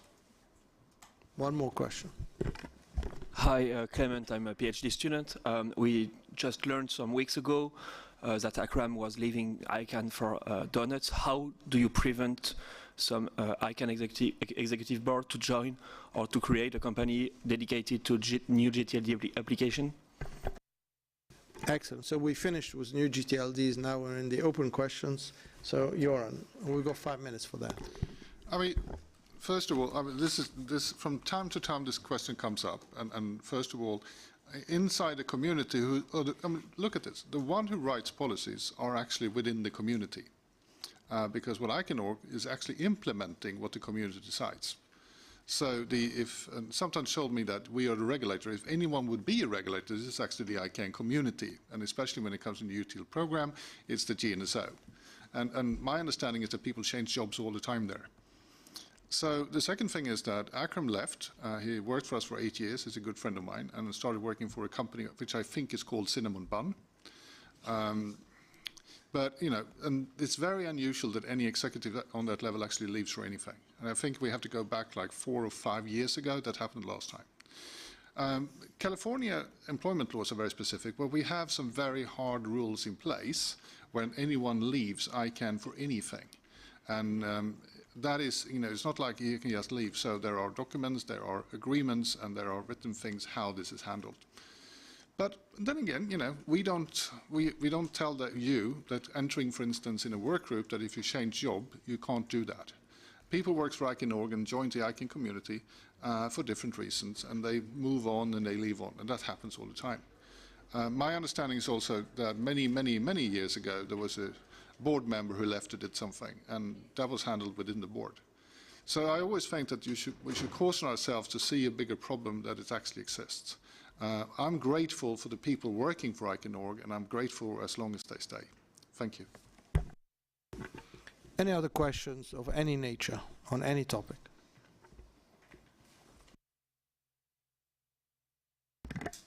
Michele, nothing?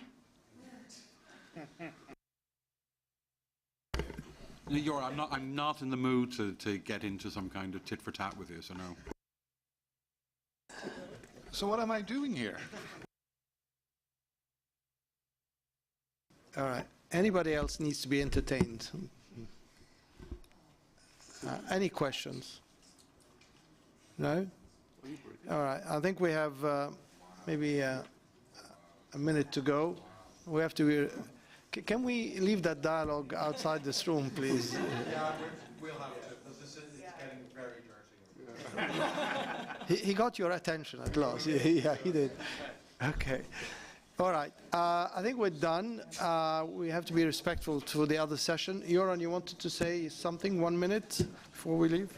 No, first of all, I appreciate that so many people comes, and I think, for me personally, IGF is an important environment where we can discuss other things as well. And I think that one of the most important things going out of here is that we continue the discussion, that we update our opinions based on information we receive in connections with other people. I mean, ICANN is a multi-stakeholder model. It's actually built on conversation and changing ideas. And sometimes, if I may, we dig ourselves into very hard positions and we don't listen. It is important for us, it's important for me, and it's important for all of us that we talk to each other, we exchange our opinions, and we go on together, because that's how you really reach a consensus policy. Thank you. Nigel, Master of Ceremony. No, I just wanted to, also endorse Shireen's thanks for everyone coming. GDPR, obviously an interesting session. There is a session tomorrow, session 50, running from 12:30 to 1:30. It's not specifically on ICANN and the GDPR, but it does touch on WHOIS and certs, and Sarah, one of our board members here, is appearing in that, so I urge you to come along to that. That's the first thing. The second thing, of course, we did apply, and we're always very willing to do sessions at the IGF on GDPR and WHOIS, and we had hoped we would have a wider workshop, but there was an awful lot of competition this year, as you know. But come along tomorrow, and look forward to seeing you. So is it? And there's an NCU session on Wednesday at time, or do? At 12:30, I believe. At 12:30. So there'll be a lot of discussion. Yeah. Your session. Yeah. Okay. All right, everybody. Thank you. This session is closed. Thank you very much for coming. Thank you.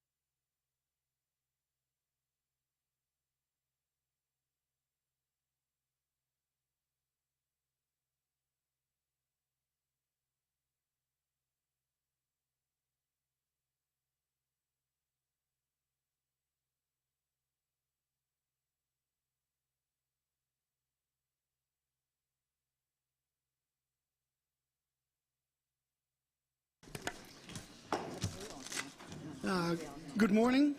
Welcome to workshop 40 at this IGF. And it's called Internet Megatrends' Impact on the Internet's Architecture. This is a session organized by Internet Society together with representatives of the Internet Engineering Task Force. Just to give a small introduction, last year we had a session called Strengthening Cooperation within the context of the IGF. And during that conversation, the IETF was basically invited to tell more about the work that it is doing and explain some more to the broader IGF community. So that is what we are going to do here.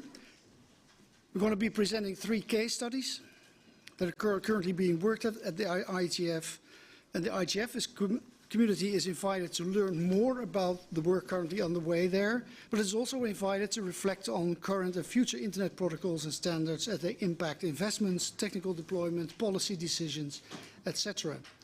So the question is, why is the work of the IETF of importance to other communities? Internet protocols is what makes the Internet work, and without these standards there is no Internet. And most of these standards were developed when Internet security was not an issue. Since many protocols have been developed aimed at making the Internet more secure and safer for users, but also, as you will see, that there are very many trends and topics going on that actually make a different Internet in the near future. So to have a chance at changing the several options that exist, we're going to have a presentation on them, and one of them is to have a better understanding of the technical work at the IETF and the reasons why this is carried out. This allows other stakeholders to plan better and create policies toward deployment. With us are, on my furthest left, Alyssa Cooper, the current IETF chair, Jari Arco, who is her predecessor, and Maria Ines Nobles. Alyssa is a fellow at Cisco Systems, where she worked on privacy, and her presentation will focus on the rising use of encryption in the Internet's core protocols. Jari is an expert on Internet architecture with Ericsson Research in Finland, and his contribution is on consolidation. And Ines is at the Internet of Things consultant with over a decade of experience as an IT researcher and currently working on a PhD related to IoT group management at the Aalto University in Finland. And her presentation will tackle the work on the shift from device-centric to service-centric networking. All these very technical subjects are carried out with a reason, and the Internet's use is changing fast. And the technical community deals with it, with the consequences for us all. So the presentations will come first, and after that we are going to go into a debate with several questions that have been prepared and have been announced basically on the website of the IGF. And we thank you all for being present here. And I would like to start with Jari as the first presentation. Thank you. And can we advance the slides? One more. Still more. Yeah, so I will talk about consolidation or the creation of larger and larger entities in the Internet, and that is obviously not something that the IETF as such is working on, but our work is affected by that, and sometimes also our work affects this and other trends in the IETF. You can go to the next slide, please. So if we go back, and I guess many of us still have this notion that the Internet is like the ultimate distributed system that is sort of allowing good things to happen and allows equal opportunity for various different entities, individuals, small players, larger players, allows open interfaces, and that is of course still true. But at the same time, the Internet has, of course, grown up and become a big business. And as part of that, we've seen also the introduction of fairly large entities in the Internet that provide large parts of Internet services for the users. And at the same time, we've also seen a trend towards more centralized architecture, that instead of like this end-to-end from one user to another, we have to go through a centralized entity in between. And there's many examples of this. Of course, you can all think about that. The most obvious examples are the ones that are most visible to end users and consumers, like what kinds of social media systems or other services you have in the Internet.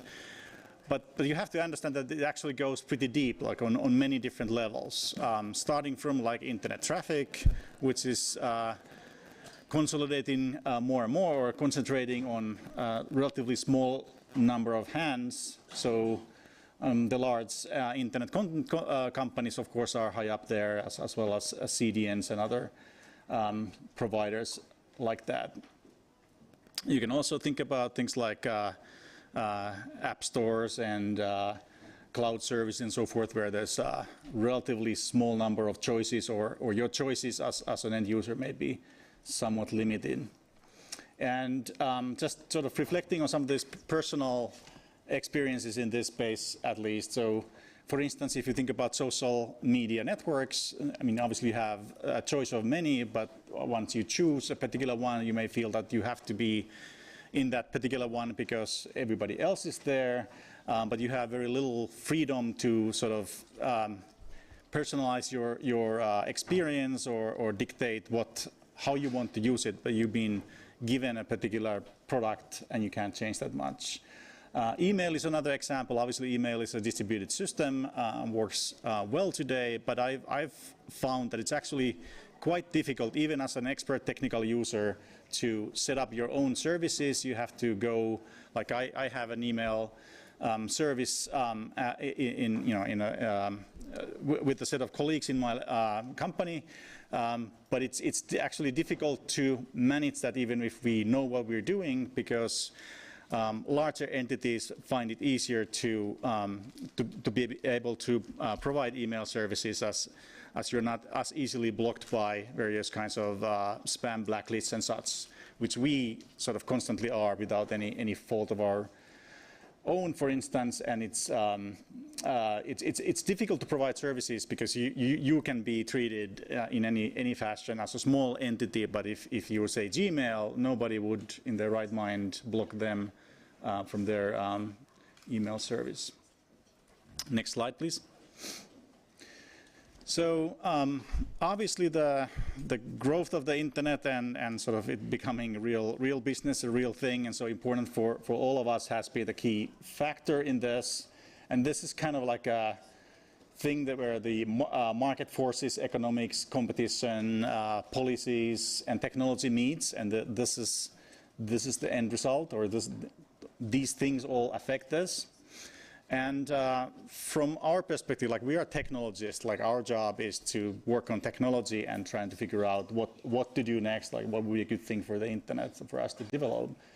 And you know, in some sense, we're not specialists on economics, for instance, or you know, competition issues or anything like that. But it's good for us also to understand like what's happening at the internet. I think for all of us, it's good to understand what's happening in the internet, and it may affect our work. So, for instance, it might be that we see that if we understand the situation in the internet, we might be able to do something.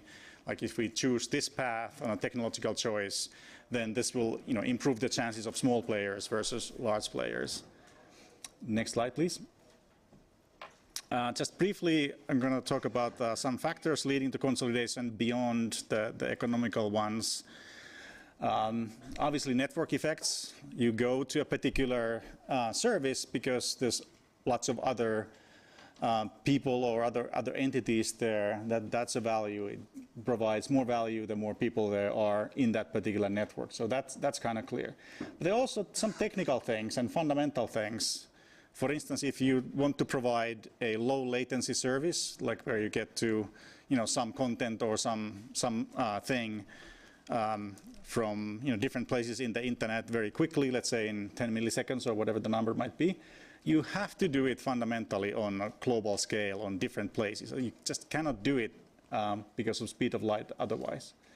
So that's an example where you have, like, if you have to deploy something that has low latency, you have to do it globally, and that will take resources, a lot of money. There is obviously the concept of permissionless innovation that the internet is based on. You can come up with your own ideas and sort of without asking permission from anybody, you can pursue those and build the structures that you want. But it also seems that like when you reach a particular level in connectivity, when you have this very good connectivity, to different places, then you can actually build sort of closed structures on top of that. So it seems that there's like it's a double-edged sword, permissionless innovation. There's also some more specific technical things. One issue that we deal about quite frequently is denial of service attacks, distributed denial of service attacks, and those, like as large entities by its nature, better equipped to deal with an attack like that. Machine learning and AI is another thing where you might actually, like the more data you have, the better algorithms you can actually develop.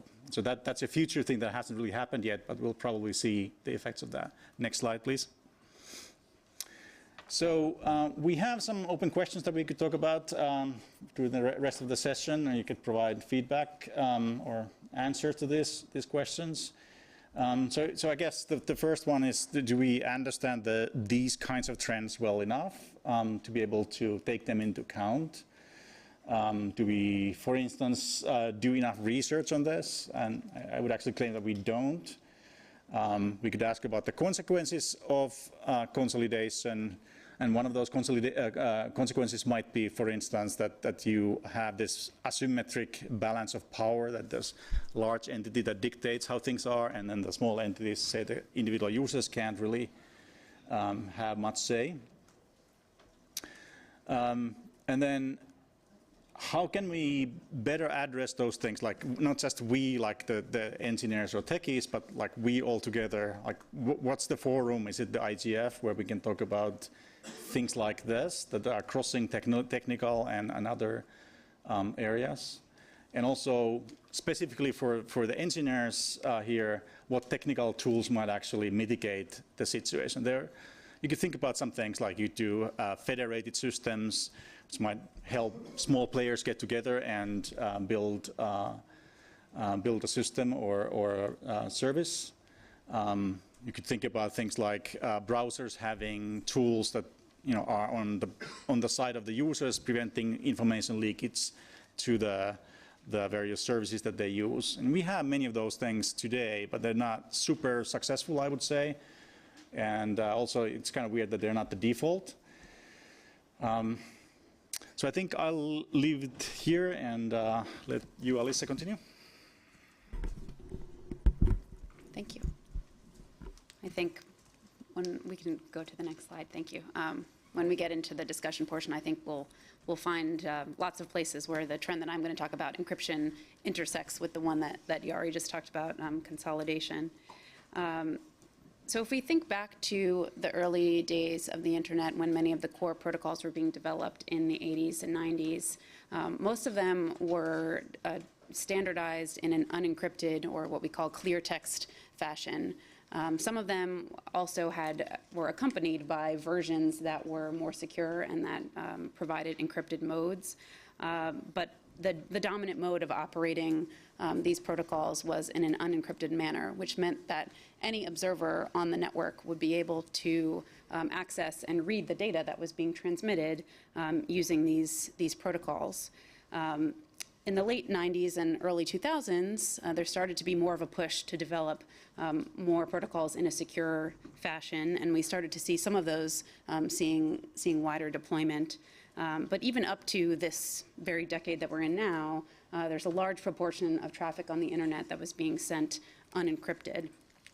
In 2013, with the revelations about mass surveillance, a lot of that began to change, and that set of events really kick-started a huge push within the industry, within the technical community, to deploy the existing encrypted protocols more widely and to develop new ones that we could get deployed. Now, when I talk about encryption at the protocol level, it's important to realize what that achieves from a security and privacy perspective and what it doesn't achieve. So what you get from protocol encryption is confidentiality or privacy protection on the wire from an observer. The two parties who have the keys at either end should be the only ones who can decrypt the content. But that doesn't say anything about what happens to the content at either end. So it doesn't get you protection from compromise or sharing of the data by the parties who are authorized to have the encryption keys. So it's a somewhat limited scope of the topic for today, but that's just how we're limited in terms of how we design protocols on the internet. So to kind of understand how things have changed and what the implications are of this trend, I'm going to walk through 3 different examples today, and they all kind of build on each other. Next slide, please. So the first one is HTTP, which is the web protocol that is used between browsers and servers to exchange data. But it's used actually much more widely than just on the web. So lots of mobile applications use HTTP to exchange data, and there are many, many other applications on the internet that essentially use HTTP as a means of transporting information back and forth. A prior version of HTTP 1.1, which was originally standardized in the 1990s, and as a result, over the last several years, people started to realize that it was really in need of an update. And this is a common thing that happens with the design of the internet. You deploy something, it's very exciting at the beginning, it becomes very widespread as HTTP 1.1 did, and you start to realize that there's lots of ways that this thing could be improved, and lots of fixes that people want to apply to it. For HTTP, that was primarily related to the performance of the protocol. So it had an issue where it, to be performant, needed to have multiple connections that could be in flight at the same time, so you could exchange more data with the server when you're using HTTP in your browser. And we needed to change the design of the protocol in order to speed that up, essentially. If you go to the next slide. So this led to the development of a protocol called HTTP2, the new version of HTTP, which was standardized in 2015. And there was a big question that arose in the creation of HTTP2 about whether encryption was going to be mandatory. And for the purpose of HTTP, just based on the way it's architected, this is really a question of whether another protocol was going to be required to be used along with it. And that other protocol is called TLS, the Transport Layer Security Protocol. So this was a big debate within the IETF. People discussed this for a long time. Are we going to mandate that TLS gets used every time HTTP2 gets used? And the consensus, the rough consensus in the IETF, was that we were not going to mandate this. And so if you go and look at the protocol standard, you will not see that it is mandated. But it's effectively mandatory because all of the major browsers only support HTTP2 in an encrypted mode. So even though we didn't require it in the protocol standard, it has effectively become the way that HTTP2 exists on the internet. And so as a result of that development, along with just a greater push to encrypt even HTTP 1.1, which also has an optional use of TLS that is supported, we've seen a tremendous growth in the proportion of web traffic which is encrypted. If you go back to 2013, something like 30% of Firefox page loads were encrypted in flight. If you look at that number today, it's 70%, which is a really dramatic increase for just a 5-year time span. Nothing changes that fast if you look across the whole broad internet. And so the key insight here was that in developing HTTP2, it was aimed at improving that performance on the web, and something that web companies are really, really sensitive to. It turns out that by deploying it with the requirement of TLS, we married the performance gains to the security gains. So we said, okay, if you want to have these performance benefits that HTTP2 is going to get you, then you're going to get encryption along with it. And so even those companies who sought to deploy HTTP2 primarily because they wanted their websites to work faster also ended up benefiting everybody by adding this encryption to the network stack. Go to the next slide, please. So the next example is TLS 1.3, and this is going to kind of genericize this story a little bit further. So TLS is very commonly used, probably the most commonly used security protocol on the internet. We just heard about it in the HTTP story. But it also gets used as a security layer for many, many other kinds of applications, including email, instant messaging, and many others. And as a result, it can have kind of an even more powerful security impact because it's a more generic building block than HTTP itself. With TLS, the previous version, which was 1.2, was published in 2008. And again, in a span of the 10 years from then until now, there were lots of discoveries about things that could be improved with this protocol. In particular, there were a bunch of cryptographic algorithms that were shown to be vulnerable to attacks in the last 10 years. And so within the IETF, there was an initiative to update the TLS standard in order to deprecate those algorithms, remove them from support in the protocol so that people could move on to stronger algorithms that were not subject to those attacks. There was also a strong push to mandate something called perfect forward secrecy. With perfect forward secrecy, there's a different set of keys that are used for each transaction. And as a result, even if one set of keys is compromised, all of the data that was previously encrypted with the keys cannot be compromised just by virtue of having that one set. So this is a key feature of TLS 1.3. And lastly, TLS 1.3 also improves performance. So everybody knew that the web was going to be a target use case for TLS, and we wanted to build on that experience with HTTP and make those connections go even faster. So TLS 1.3 was published just this August of 2018, and it has seen more deployment in 3 months than TLS 1.2 saw in its first 5 years. So again, to this point of if we can tie the performance gains to the security gains, everybody who deploys TLS 1.3 gets all of those performance benefits in addition to the new crypto algorithms, the perfect forward secrecy, and all the other security benefits of the protocol. Next slide, please. So the last example I'm going to talk about is actually a protocol that's currently in development. It's called QUIC. I don't even think it stands for anything, so I'm not going to expand the acronym. But you'll hear a similar thread in this story. So in terms of the transport layer, which is the layer that QUIC is looking at, the protocols that are predominant on the internet, TCP and UDP, have been there for many decades.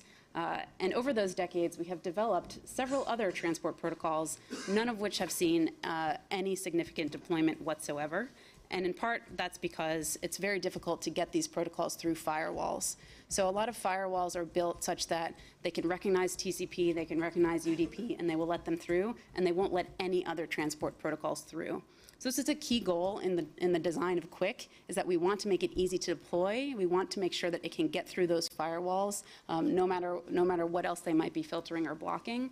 And we also don't want to have to require changes to the operating system of every machine on which this protocol is running in order to get it deployed. So these are all means to make it easier to see wide deployment. In addition to all of those features, QUIC is encrypted. And it's not just encrypted in the same way that HTTP is. It actually encrypts additionally, in addition to the data, it also encrypts the headers. So that's kind of the idea of this picture here. What you could get before with HTTP over TLS was pretty good.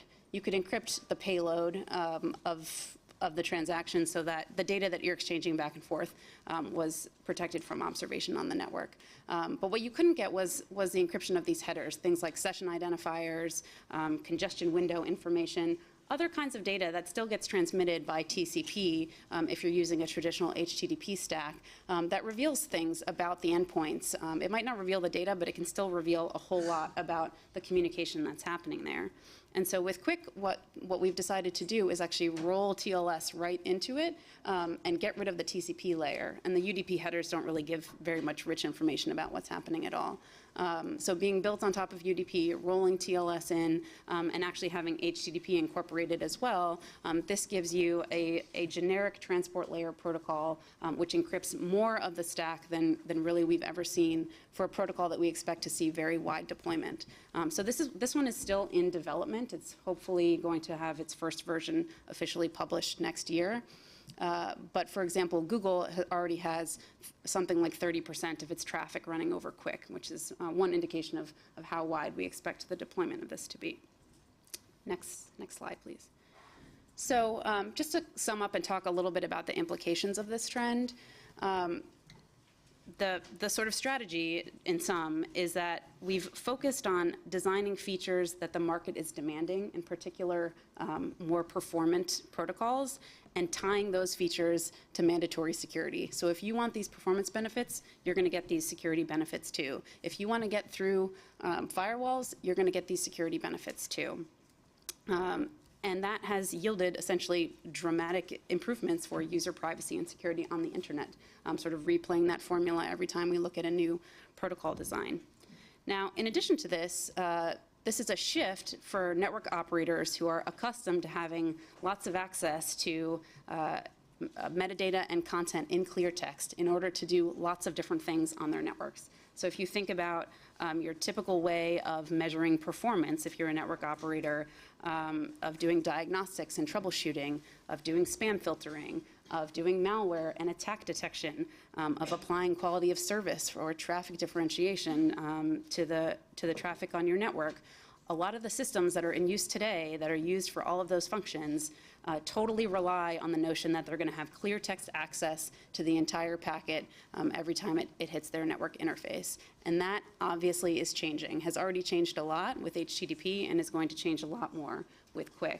And so from our perspective, that means there's lots of new engineering problems to solve. There's lots of questions to be answered about how are we going to be able to manage networks in a new world where they are predominantly encrypted. And so we're looking at things like malware detection on encrypted streams and novel ways of doing the same things that you can do now in terms of network management and operations as you could do when most of the traffic was unencrypted.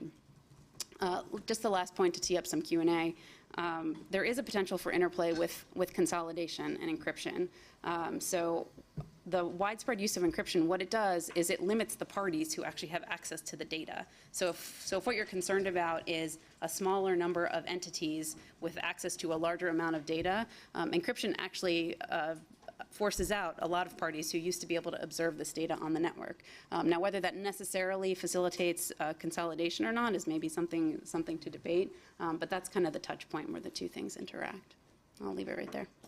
Thanks.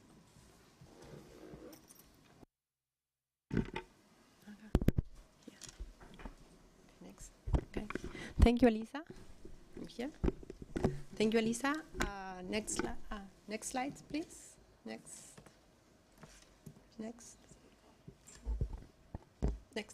Yeah, it's not like. Okay. Good morning, everyone. I will talk to you about how now the internet is coming from device-centric to service-centric networking. Next slide, please.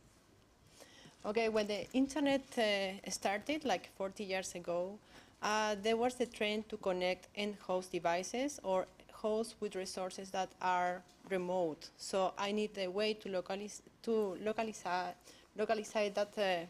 that resource through an IP number, right? We all know IP numbers, so that was the internet. But nowadays, we still use IP, of course, but nowadays, with the deployment of the World Wide Web, people get retrieve content from the internet independent where it's located.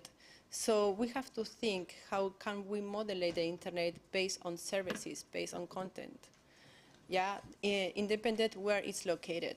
So that is the future internet, and we have to work on that as well. Next slide, please. And as well, the future internet includes Internet of Things.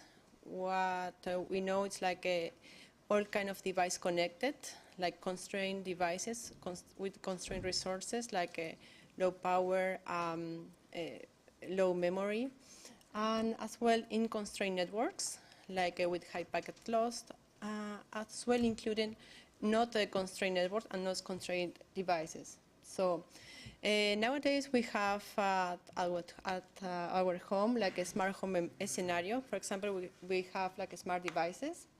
And in this case, we see that not only the user communicate with the devices, but as well the devices communicate with other devices. So, for example, if the fridge want to detect with a sensor that is run out of milk, so can order into the supermarket to bring more milk, or the user can program a light bulb to let him know about some event.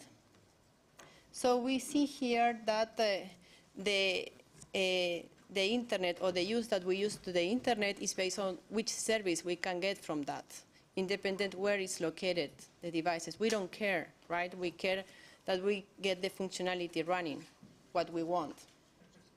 So next slide, please.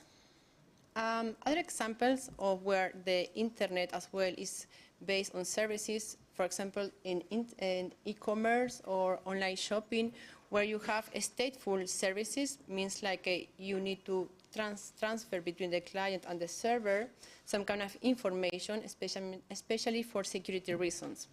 So we need to detect how build these kind of services in a specific contains that we can assurance like a privacy and all the aspect to get the efficient communication. Next slide, please. For example, we can use like a use case. There is a trend right now working.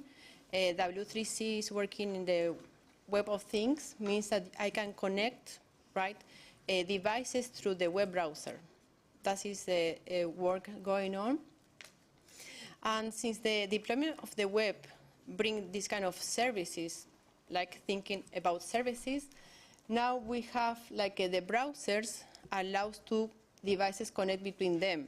So the W3C say, okay, we are going to build an architecture based on kind of services, actually based on a structure called Thing Description that is built by properties, action, and events that is composed by a device. So, for example, I describe a device by properties like temperature, or actions like turn on, turn off, or events. For example, I want the device alert me when it's overheating at some point. So this kind of architecture is focused on the service, on the functionality that it provides.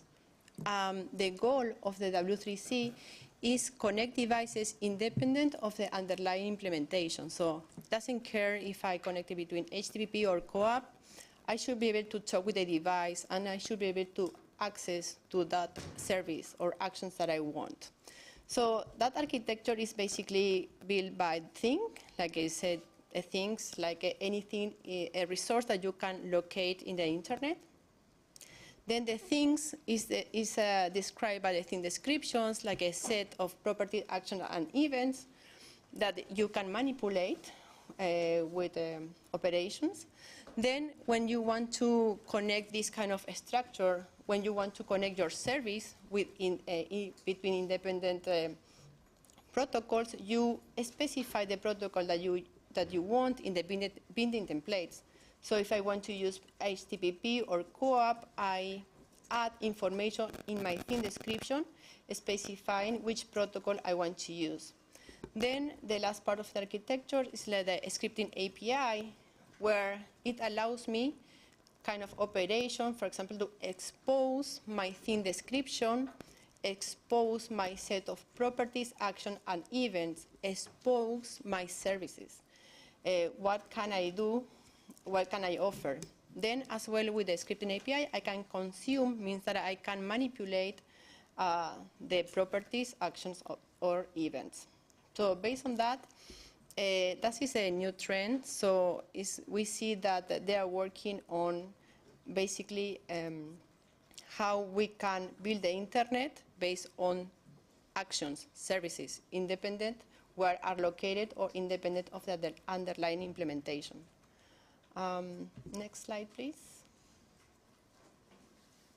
Okay, the open questions will be for this topic. How could we model a service topology? How could we do like a resource management? What is a resource? A resource is an atomic piece of information that you can manipulate in the internet, right? A temperature value or a service, an operation. And it's very important when we talk about services that we can identify globally, right? We should be able to identify globally a service. So we have to find a way to identify the service. For example, through a URI, right? That we can locate globally a resource. As well, of course, all these kind of services are spread in cloud, in the internet, in servers in the internet, and as well in the edge, means the gateway between go to the internet.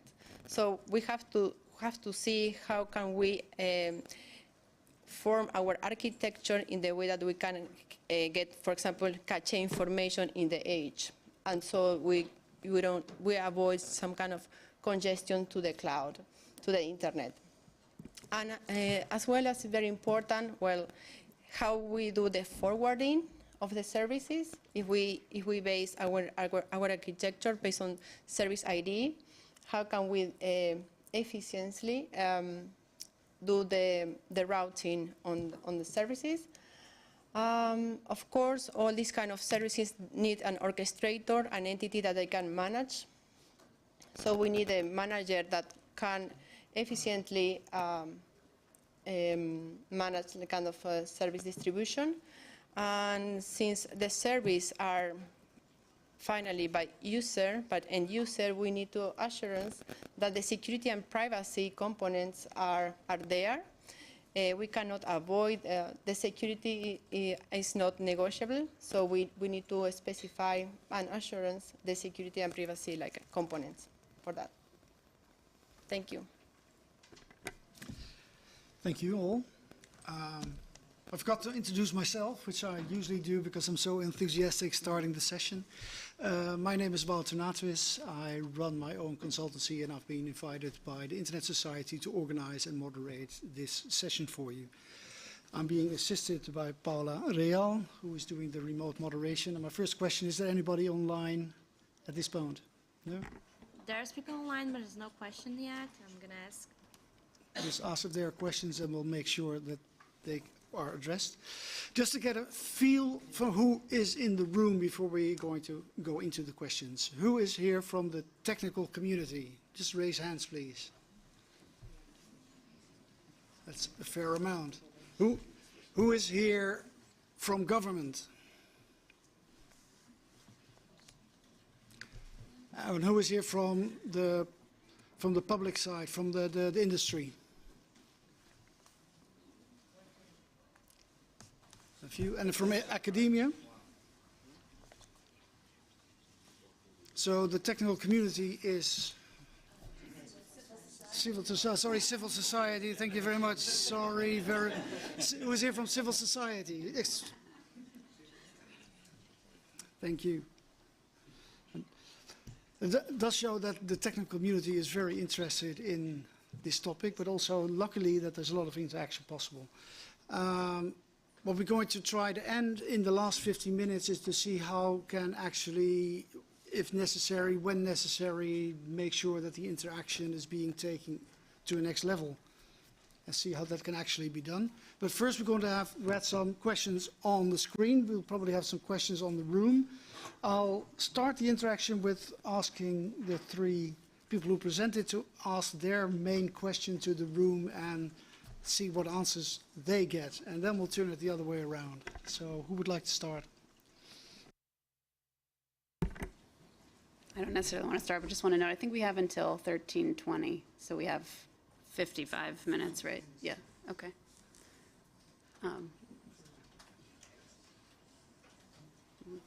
Open for questions. Please ask it. Yeah. Hi. Well, what do you think about this kind of service-oriented networking? Like, do you see often in your daily routine, kind of use internet, like e-commerce, right?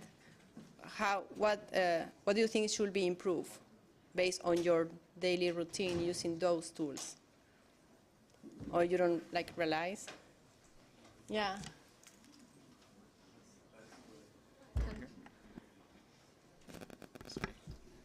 Please introduce yourself and your affiliation. This is really awkward. Hi everyone. My name is Taylor Bentley. I'm with the Government of Canada. So I love the interplay between these three megatrends. It's a really great example of the multiple dimensions of all these issues, right? Consolidation is not this looming nefarious presence. It has some massive benefits as far as take-up of key trends, especially when we are trying to reorient the internet towards the more secure direction.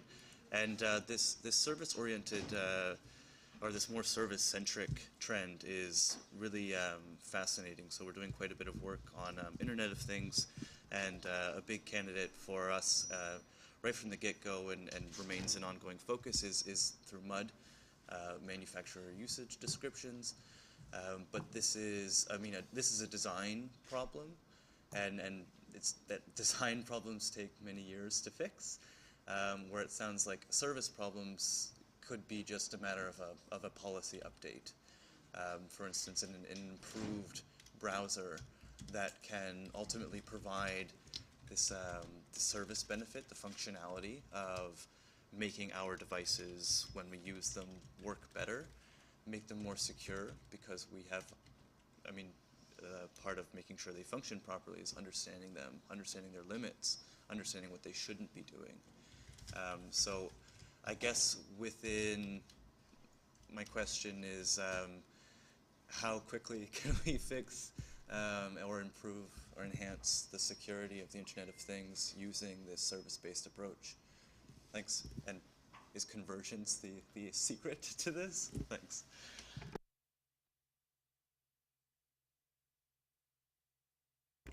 For example, in the IETF, right, for the IoT, because the IoT is something new, and which generate as well as new business models we didn't have before, like normal devices communicating between them, right? So we have to think like assurance, privacy of the end user of that information, and I mean, if you see the mailing list in the IETF, they say that it's still work in progress. I mean, the IETF is good because it's open to everyone, so if you want to participate, you can do it.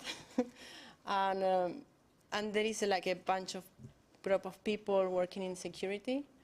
There are protocols like DTLS done for that. Of course, all the information is always encrypted.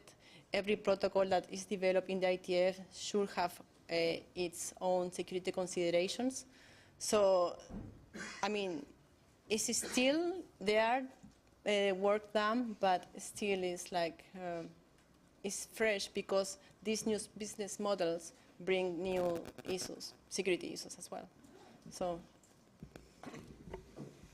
Yeah, and just to kind of take that up one level, if you sort of look at the way, at least in the IETF, that we've approached IoT standardization, it is to take protocols that we know well, that we have lots of tooling around, that people are already accustomed to using in their software stacks, and just adapt them to environments where the network is constrained, or the processing power is constrained, or the devices are constrained in some way.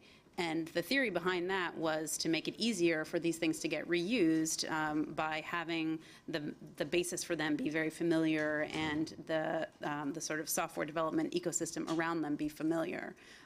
In some cases, that is not incentive enough, as we've seen. So in many cases, you have IoT devices that are, they're so cost constrained that the cost of deploying even these specialized protocols, which are supposed to be easy to use and configure for these devices, it looks like too much, and so they're getting deployed without even your most basic security features in them.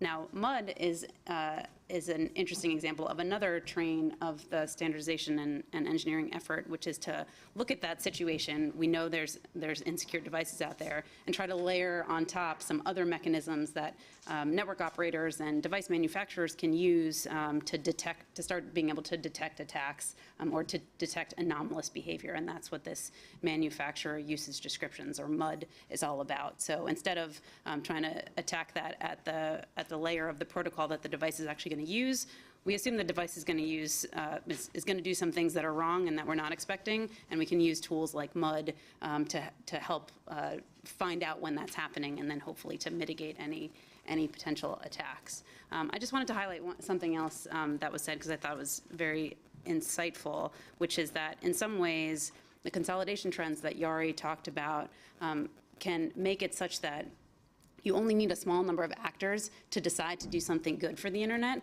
and it ends up dramatically improving things for a wide swath of users.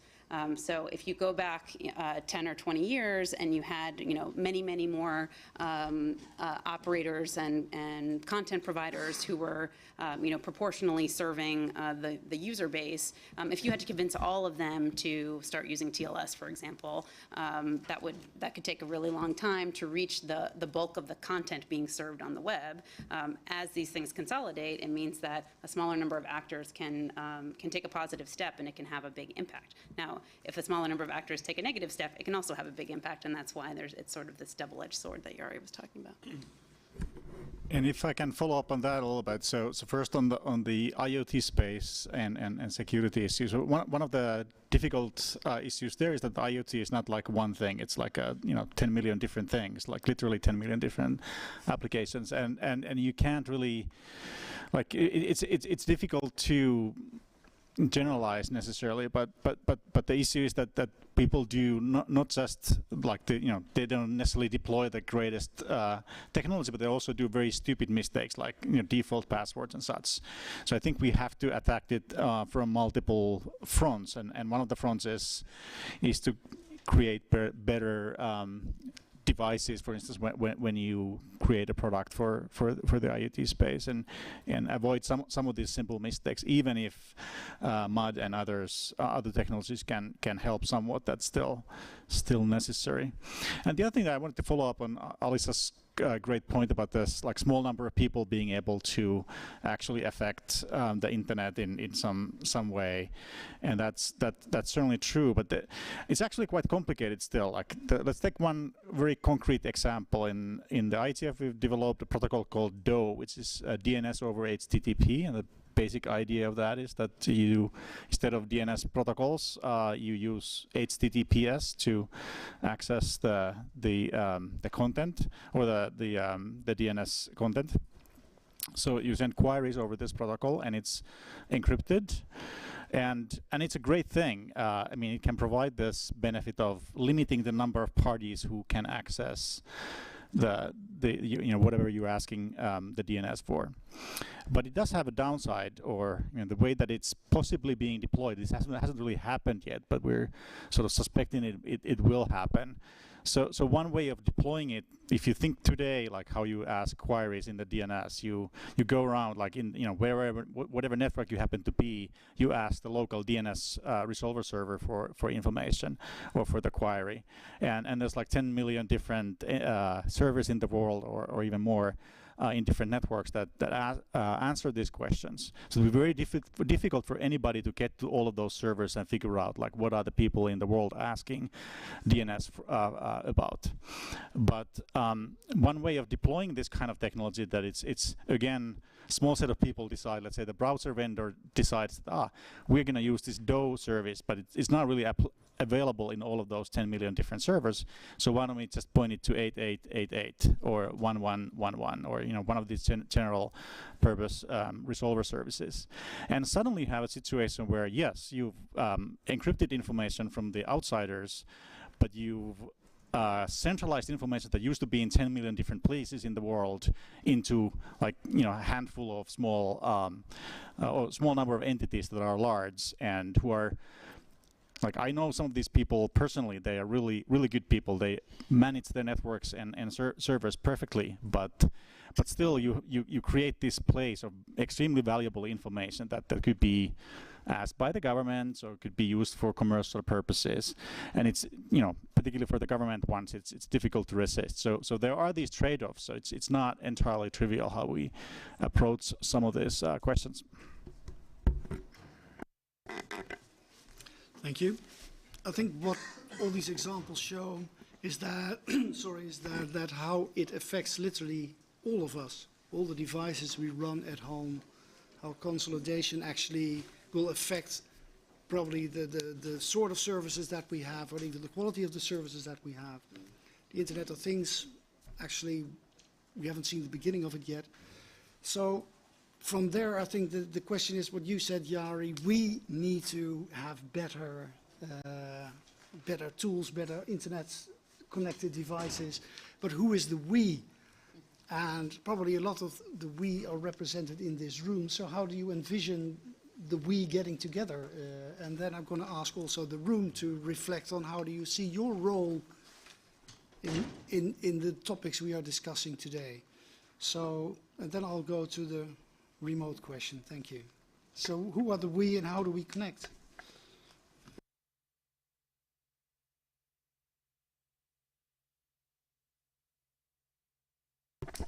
Hello, my name is Jacques Beglinger. I'm from the private sector from Switzerland. I will have the honor next week to chair at the Swiss IGF a session on how can we master the transformation? And one of the big questions that I'm asking myself right now is, aren't we too fast with all these developments? So to say, technology is trying to bridge things and make things much quicker than the users, the end users, can actually swallow them. Well, it's not actually up to the users to make final use of it, but the trust may be gone. So aren't we too fast with technical development?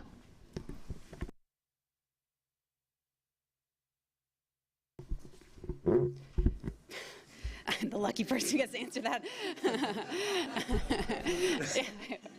Let me give you my answer in a sentence. No.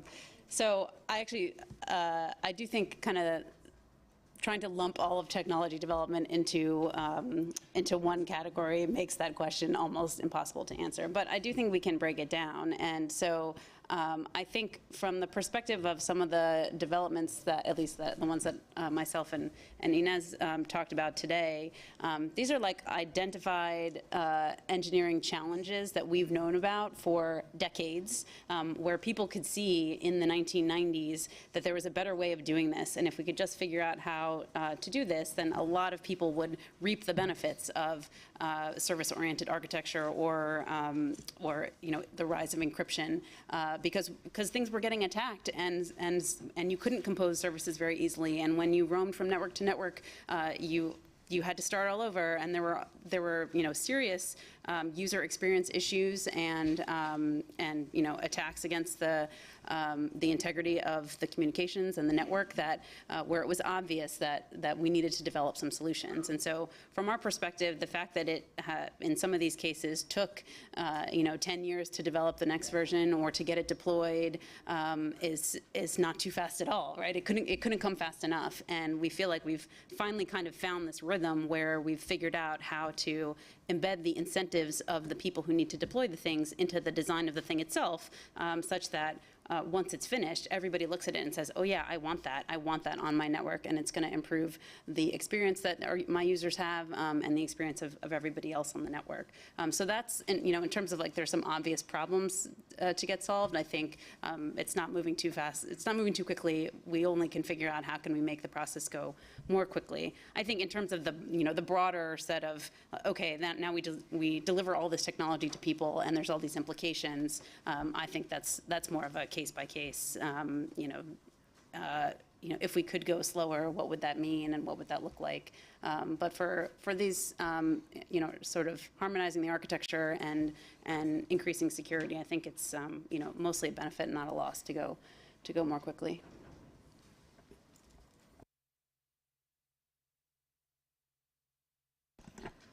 Okay, we have two questions from the same person, which is called Mahmoud. Those are addressed to Inez. He asked if the presentation was about services based on IoT or if you were talking about a new trend of the internet between devices. And he followed up with the question about if you have any future view about consciousness, robots, and devices that are permitted to make decisions. Thank you for the questions. Well, I was talking about service-centered networking, which nowadays include devices as well within them, because it's like the future, but it's present internet. We have Internet of Things in our life. I mean, the example were all IoT devices from the market available now, so you can build your smart home easily nowadays.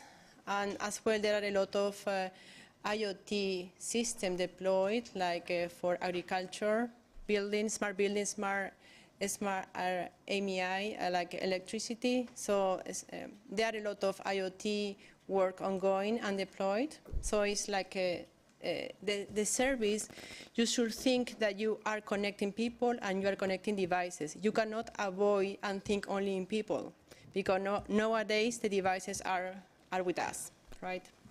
And this kind of Web of Things, they try to connect devices between the browsers, so it's going to be like, and they already have open source running code, so it's a matter of time that the products came with that. And then the second question was, sorry? was if you have any future views on robots' consciousness and devices that can make decisions. Well, yes, the devices can make decisions. Maybe the basic ones, like call the supermarket when I'm a round of milk, or maybe more advanced decisions, depends how you program. I mean, nowadays the devices, the platform that you can program is not so expensive, so you can easily program intelligent on the devices to do whatever you want.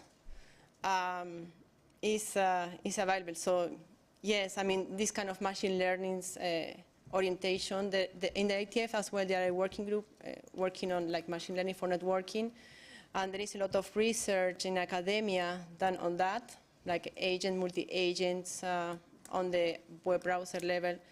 So yeah, the robots in the internet is like a fact, yeah, for me. Thank you. I don't know if I answered. I hope.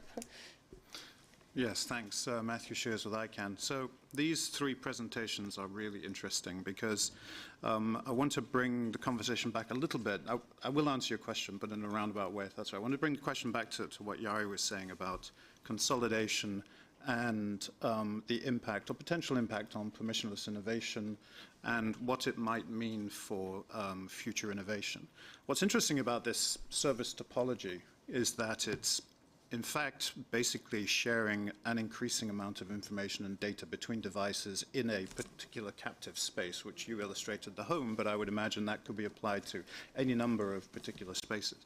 So in my mind, that kind of raises the question that comes back to, are we, and it's a general question now, but are we actually through adopting and promoting these kind of services, are we increasing the convenience to the user, but at the same time, are we increasing that element of consolidation and the default notion that Jari was talking about in the beginning? How does this interplay? And then to Alyssa's point, is there a role for encryption in ensuring that exchange of data and information between all these devices is then lessened so that the opportunity for capture and defaults and things like that and consolidation is lessened? So that's the kind of, and to your question, I think, so that's the first point. To the question on how do we pull ourselves together to address this, I think it's not so much an issue of that or an issue of going too fast, but it's more an issue of looking at these technologies more holistically and understanding what the various implications might be.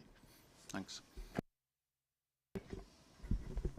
Yeah, so I think for me, one of the key questions is that like we've been able to make, as Alyssa explained, a lot of progress in encrypting connections over the internet, but to me the big sort of remaining area that we haven't really dealt with so much is data, and what can we do about that? Like if I I can set up my own thing at my own home and just make sure that my servers are fine, but for most people it's more convenient and there's lots of benefits if you use some kind of service or you're part of some service where you have to disclose some data or at least some parts of data, and being able to protect that data is today is essentially you just give everything for free and unprotected and so on. And I think some progress is needed on that front. That's one of the next steps, and I don't know how to do that, at least not yet, but hopefully someday. So I think you raised kind of a really interesting question around the issue of innovation and walled gardens. That's sort of what I heard in your question, and I was thinking about this in the earlier discussion too, because a lot of the security benefits, ideally, what we'd like to see when they get rolled out on the network is that users don't notice a difference. So people are going to start using this protocol that Jari spoke about, DNS over HTTPS, and the hope is that people don't notice any difference at all, other than if their DNS traffic was previously being censored and no longer is able to be censored because it's intermingled with the rest of their web traffic. But they shouldn't really have to be involved or have to make some sort of complicated trust decision about which DNS resolver they're going to configure. I mean, who in here configures their own DNS resolver? You're like, you don't have to raise your hands, right? Right, yeah, you raise your hand, right? Yeah, there's like 4 people, right? And there's 4 people in the world, right? So, so those are the kinds of decisions that we've like actively been trying to take out of the hands of users because they're complicated, and establishing a baseline which is just more secure for everybody tends to be a better way of getting these things out onto the network. At the same time, if that literal same decision is also opting people into more of a walled garden or more of a, you know, a space where the majority of their data is only getting shared with a smaller number of providers, this raises the question of whether that's a decision that people should be automatically opted into, and does it have to be tied in with the security mechanisms? And that's, I think, where a lot of the big challenges are going to be going forward with this interplay is, you know, do you go back and try to give people lots and lots of choice, knowing that that kind of defeats the purpose of some of the security features that you're trying to deploy? It's a really hard design space, I think.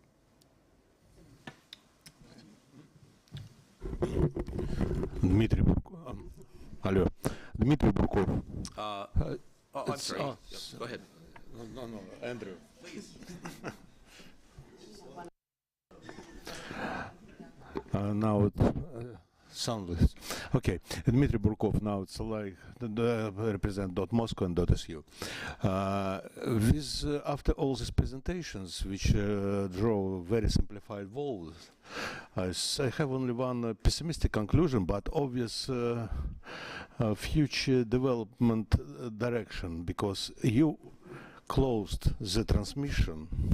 We have got concentration. It's a new risk, and now it's a key issue. It's how to provide adequate tools for person to manage his personal data on both sides, and especially in such situation with super concentration, which we will have in all ways, because it's obvious that service-oriented network will be a service API for smaller players over the elephants. And for me as a person, of course, I can believe in any IoT things only if my data will be protected on remote side, not only here. It's how can we, without this feature, its ability to manage access to your data anywhere in the world, it will be a huge problem. Thank you.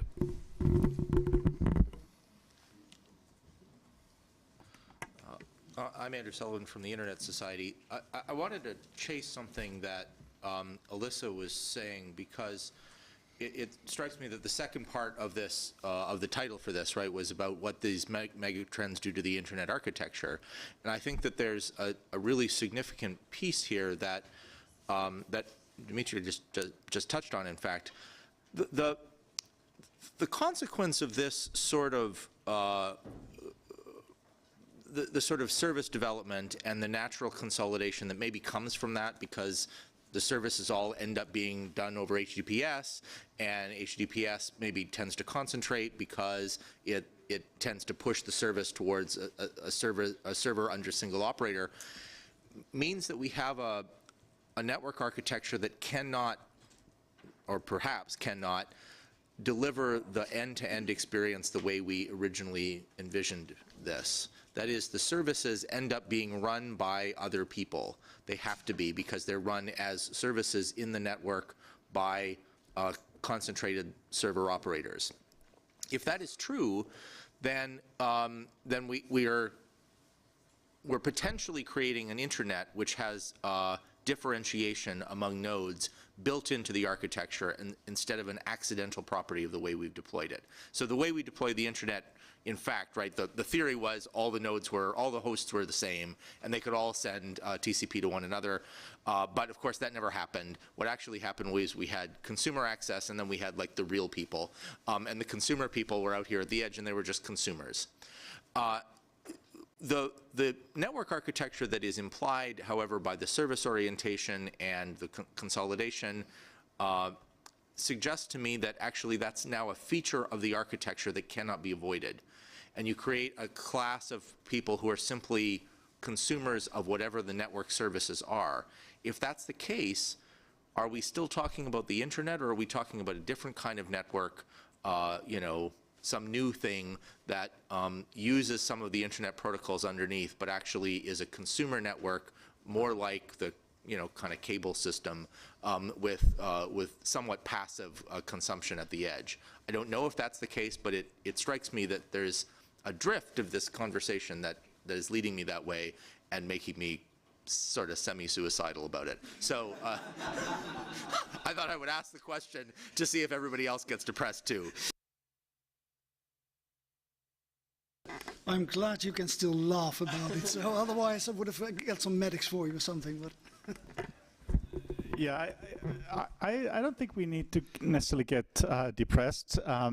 It's situation is you know, there's some challenges, but we can actually try and fight that in some way. And step one is that we actually recognize that we are in a situation, and you know, whether that's a change to the architecture or an attempted change to the architecture, but at least we can think about like how could we go around that in some fashion. And one of the things that sort of strikes me, at least in this discussion in architectural sense, that like we have a very different situation on the lower layers, that you know, we have this IP and transport protocols, and very widely deployed, very widely, like anybody can connect to anybody, and that's no problem today. And there's a lot of interoperability. But on the higher levels, we don't have, like, we have this closed worlds or closed universes, and there isn't a lot. I mean, there, you know, you can talk to this thing from your browser, but you can't necessarily, like, I can't develop a component that I would use to replace a part of Facebook. But you know, maybe that's a direction that we should go into. That'd be sort of opening up some of these universally used parts and being able to standardize some of the interfaces and APIs, and that might help break up this log jam a little bit. Just one of those things.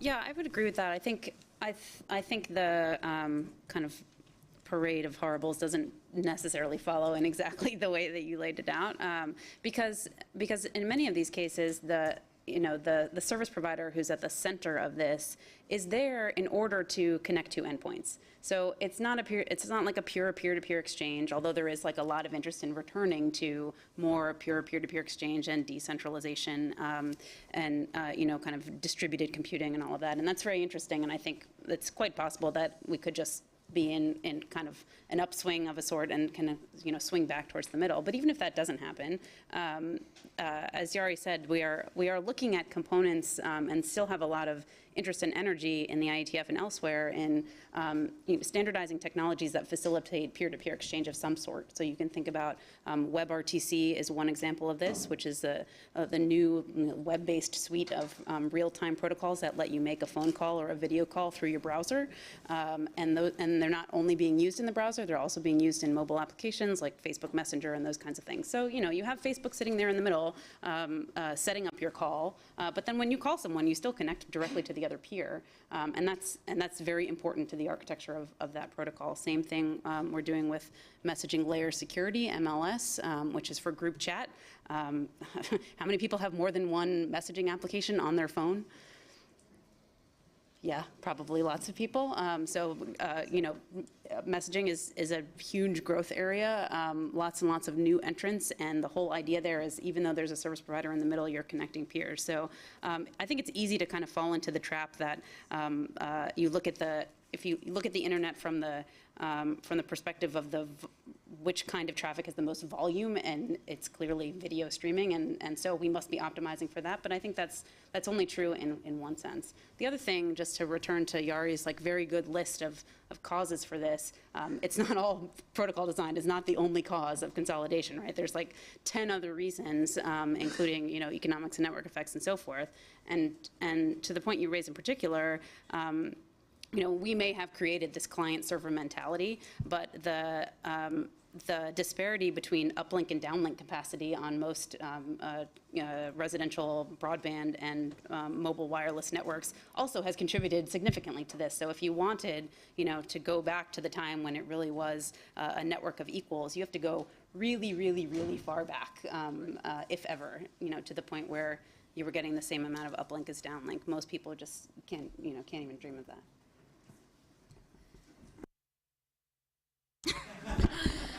Thank you. Farzan speaking. I have a couple of points to make. First of all, about the internet consolidation, I just wanted to know if centralization is necessarily a problem, or is this actually a good thing? I mean, it's great to have decentralized networks, and that has been like a value for us for a long time, but might it be that these values change over the time? And also, there is like this, I don't know if it's a rumor or everyone talks about it. So the internet protocols that are being designed by the main industry players are being adopted by them. So there is this perception that those that actually attend IETF are the ones who are and build these protocols are the ones who are going to adopt them, and just this is how it's going to be dominant. It's not mainly about interoperability. Sorry, this was like a very controversial thing. I just said it, put it out there. This is just a question, this is not my opinion. And on the second, on your presentation, I was a little bit confused about what you were asking us. Because we have the policy aspect of things, which is how the Internet of Things can be secure and private, and then also there are multi-stakeholder processes at NTIA that looks at these issues, and then you have the technical aspect. So I guess that your questions are not really addressed to the civil society end user person. You're not worried that you are not asking me if I want to allow my fridge to come to my room and beat me up if I eat something that has a high calorie. So I don't think these are like the design features that you're asking. And also the predictability of internet architecture, internet protocol, and what sort of effects it's going to have on rights is just not possible. I mean, of course, when you see the problems, you can solve them, but I don't think you can predict the problems.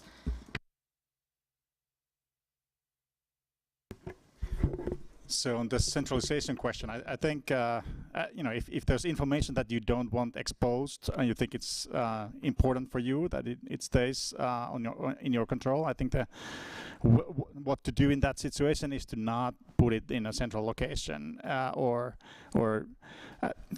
perhaps not even let it out of your hands, but certainly not put it in like one place where anybody in the world can get to relatively easily by government mandate or something. The other thing, the question about like the who uses and who standardizes things.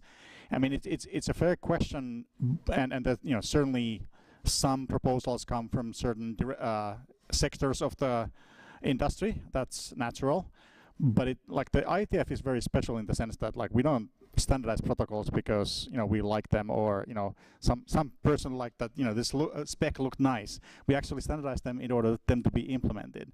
So a lot of these things that Alisa talked about, like TLS 1.3, I was in some hackathon before the IETF a year or two ago, and they had I think 18 different implementations from different parties. I think that's remarkable, but it's exactly those 18, and maybe more than 18, but you want those people adopting things and affecting the standardization, definitely. That's not a bug, that's a feature.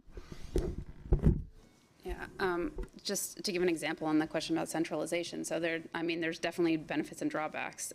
If you look at DDoS prevention and mitigation, I think what we've seen is that larger providers, as they gather more customers and more data, they are able to better prevent DDoS, and that's part of how they've been centralizing and consolidating.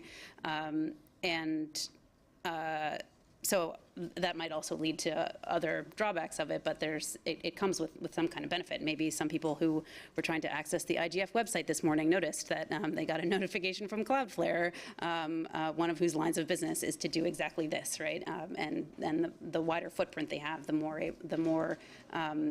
better they get at being able to provide that kind of service to users. So it's, there's not a simple answer to this question about centralization. I think to just build on what Jari said about the IETF, it's obviously an open forum and anybody can participate.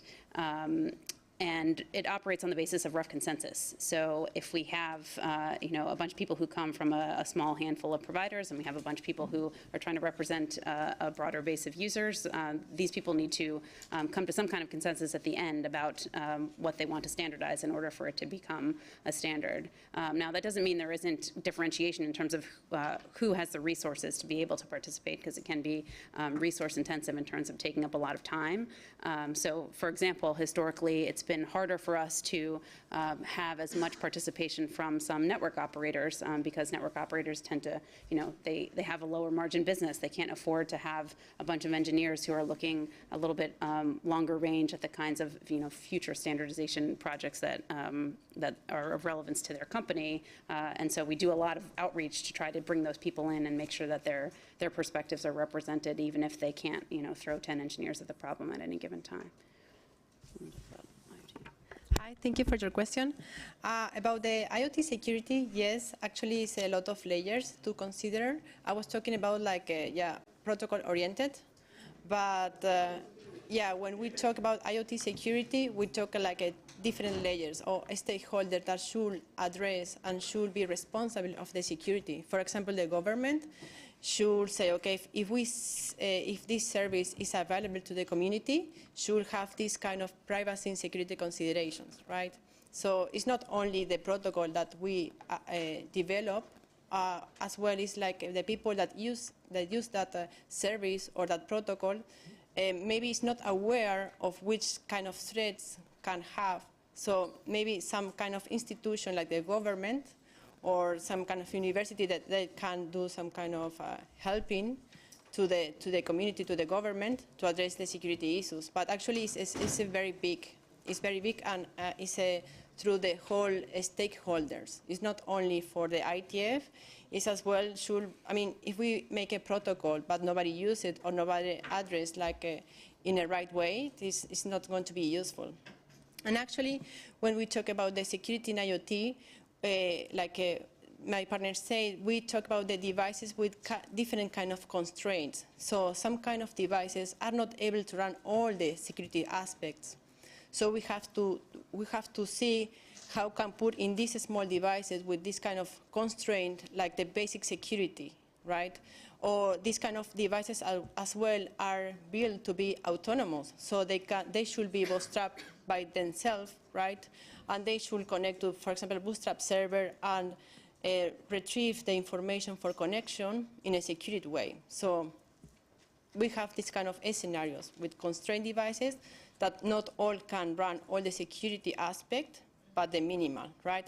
And actually, when you have this kind of IoT scenarios, we can envision some kind of threats. Why? Because we can say, okay, these business models, this kind of device have these constraints, so we can have this kind of threats. For example, 2 years ago, this kind of attack that IoT devices made, the negation of service, right? We never thought, oh, this kind of device, for €1 we can get, is kind of let a server down, right? So this kind of new business things, or business model of operation or function, bring some kind of problems or threats that we have to consider and address, right? So therefore we can envision this kind of threats. Okay. In fact, it was an interesting question you asked. Who are the questions addressed to? Well, for example, what we have tried to do is try to get consumer organizations into this session. Plainly impossible, because they didn't know what the IGF was. If they explained it to them, well, this is a very technical topic, what have we got to do with it, and we don't have the money to travel. So in other words, I think that consumer organizations could have a special role in this sort of discussions, but there has to be some significant reach out towards them to make sure that they're here in 2019, and here being Berlin, of course. But that will probably go for other organizations as well that you would like to interact with as a technical community. I'll take one more question, and then we go to the final session of the final part of this session. Thank you.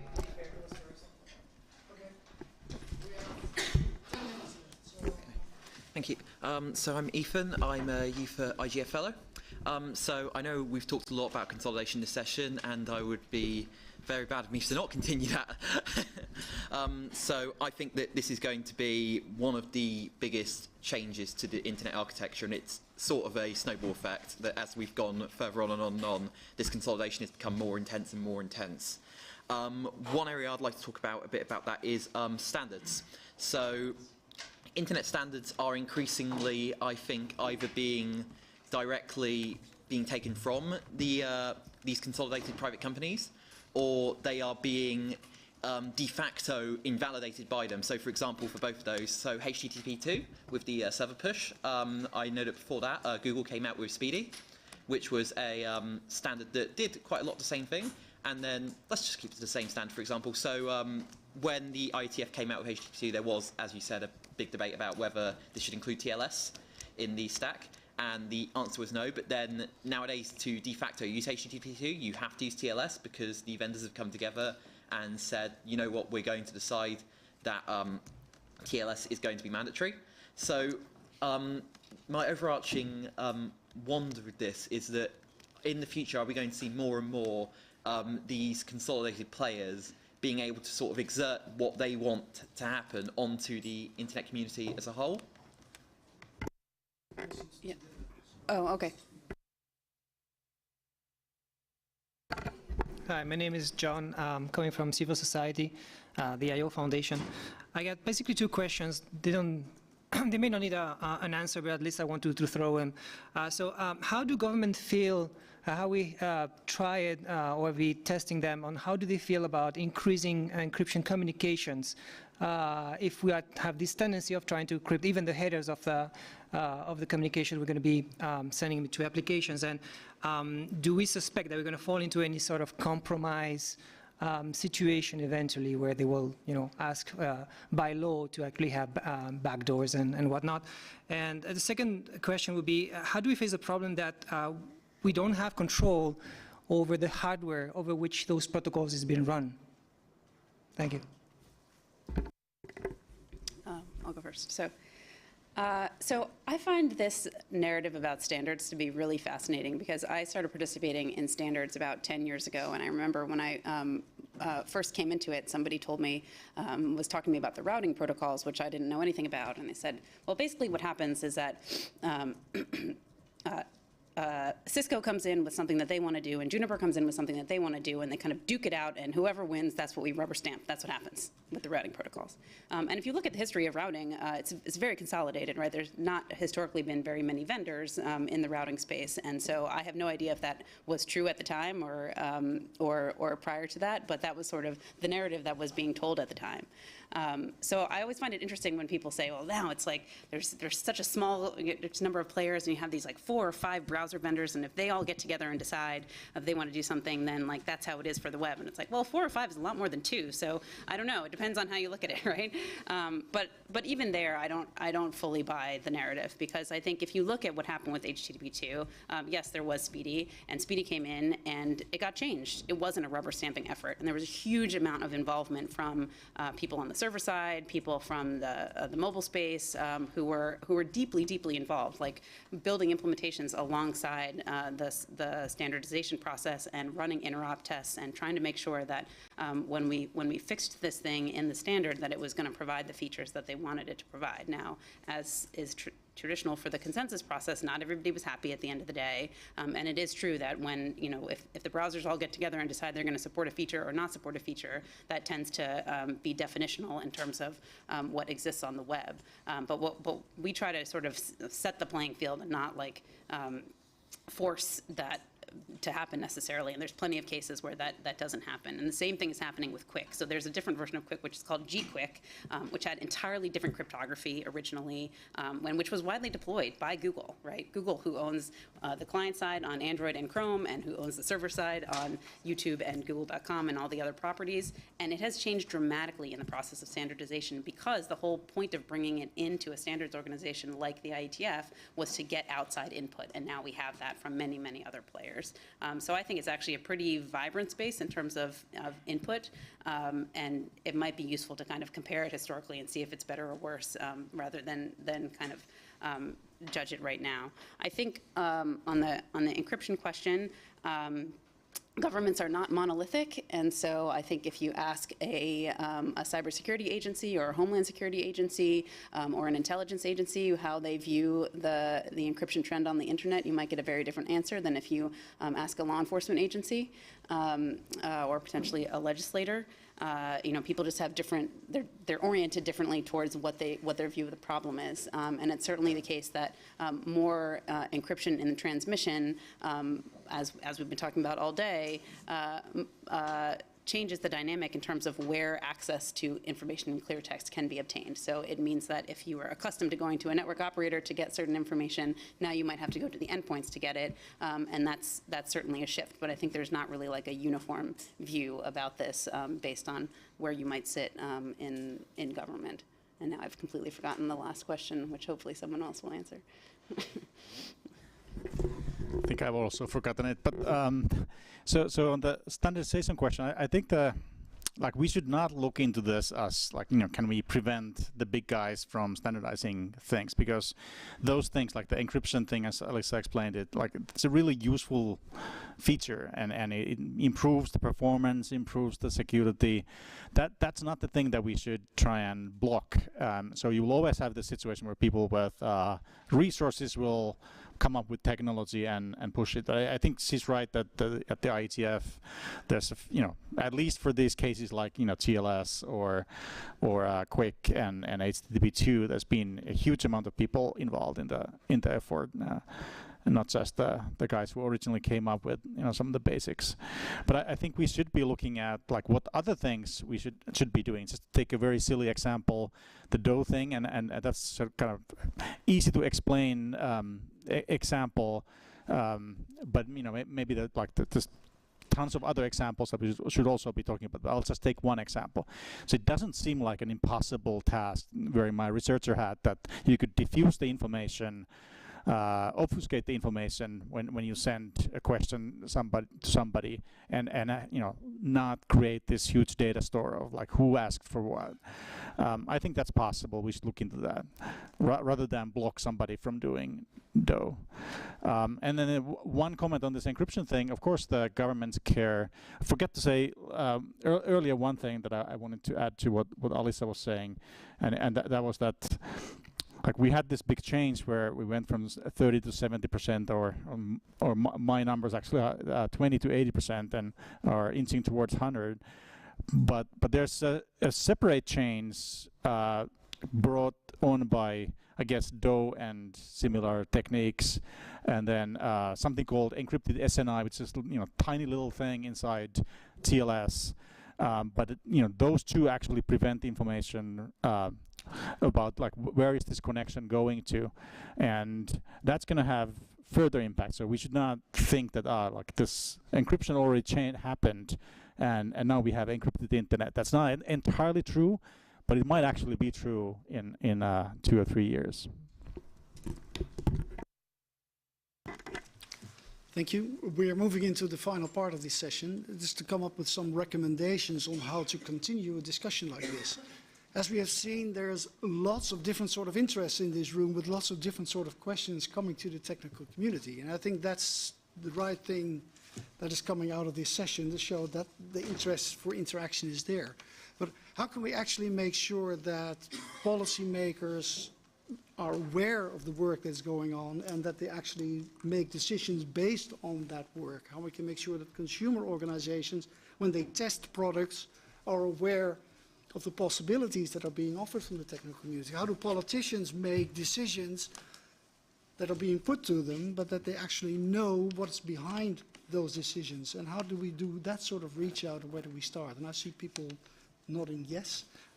But what would be the recommendations as a next step? Say we're in Berlin next year, what sort of session should we be having then to continue this debate? And I'll start with what you've learned and then move to the room. And maybe we can go for 5 minutes because there's nobody coming into the room at 30:20. So, but that's up to you. So, who would like to respond first? What would be the next step? So, I mean, I think that a session like this is useful because you get, you know, a particular variety of people in the room here, but I don't really view this as like a once a year kind of engagement, and that's not how we view it in the IETF. So we have a bunch of different initiatives around both exposing our work to the broader world and also bringing people into our fold so that they can understand it better. The Internet Society hosts a policy guests program led by the fearless Konstantinos over here, and that brings officials from governments and policymakers to the IETF meetings 3 times a year, where they get essentially a crash course on all things IETF, and many of the trends that we've been talking about today are topics of discussion there. So that's a way not to, you know, assume that policymakers will become dedicated participants in the IETF community, but for them to be able to go back to their home countries and home governments and spread the word about what it is that we're doing and what the trends are. We have some more kind of informal outreach that we do to, as I said earlier, the operator communities and research community, who we bring in different ways for different kinds of workshops so that people can get up to speed and cross-pollinate and learn more about what we do. On the consumer organizations is an interesting one because it's not one that that the IETF really directly engages with very much, in part because we sort of put the standards out there and then you know, hope that they get deployed and implemented, and then I think a lot of the consumer organizations are on the far end of that, doing testing and certification, and that's a space that we unlike other standards organizations which do their own certification programs and testing of implementations, that's not something that we've traditionally done in the IETF, so that's a bit of a gap.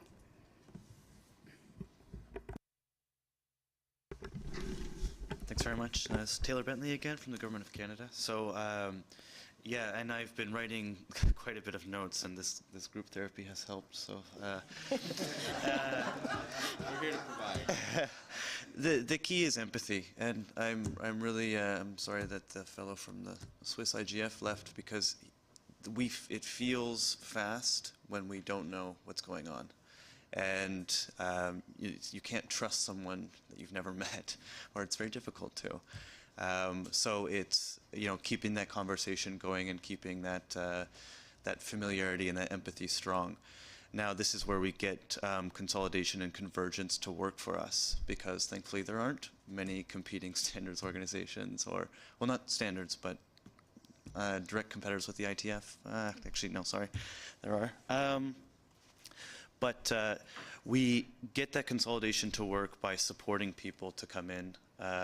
We grow our networks. We make that as effective and robust, and I guess think as big as possible, right?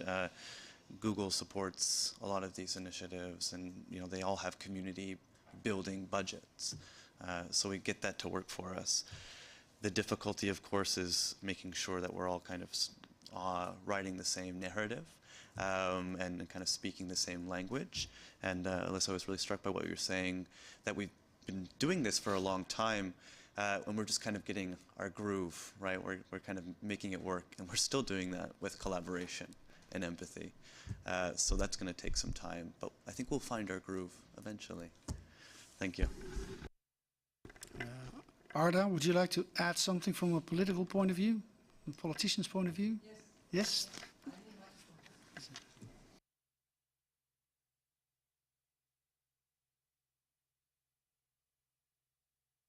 That works. Okay, thank you for asking.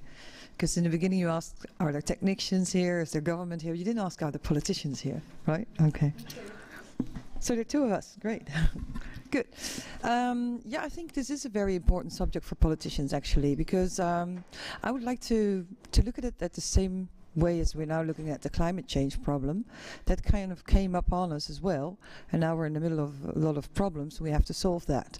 And the same thing could happen if we don't do the right thing now on the internet. I think we already are in a little bit of problem. That's why we're all talking here. So I also think that there is a responsibility of politicians, but not without the IETF letting to do the job the way she's doing that, because that's the nice thing that we have about our community, that we do it on consensus and talking to each other. However, there is a problem with the fact that we don't have all parties at the table, and I think that's something where politicians can help by giving funding, by providing whatever is needed for you to do your job. For that, actually, they do need to understand what is that job and why is it important. And as soon as it comes to technical things, the politicians tend to go like, okay, it's way too difficult, which is really strange, because we don't say the same things about the noise an airplane makes. It means in my country, we know everything about the decibels and the things that happens, or we know everything about the different kind of concrete we have or buildings. But when it comes to internet, we go like, whoa, what's this? So, Wouter, I would like to take up this challenge, and maybe it's something we could do in the next coming years, to organize a meeting in our parliament on this subject and try to get some politicians there and, well, juice up the subject and try to make them understand what it is the IETF is doing and why it's important and why they should be involved one way or the other. So that would be my offer to you, and I hope maybe some more colleagues of me in other parliaments can pick this up. There's another organization I'm thinking of, this is the Interparliamentarian Union, IPU, which has the parliamentarians all over the world in them. They sometimes do some things with tech, but that's more about, you know, fake news and stuff like that. But this could be an item there too, and I could see if I could get it in. So, yeah.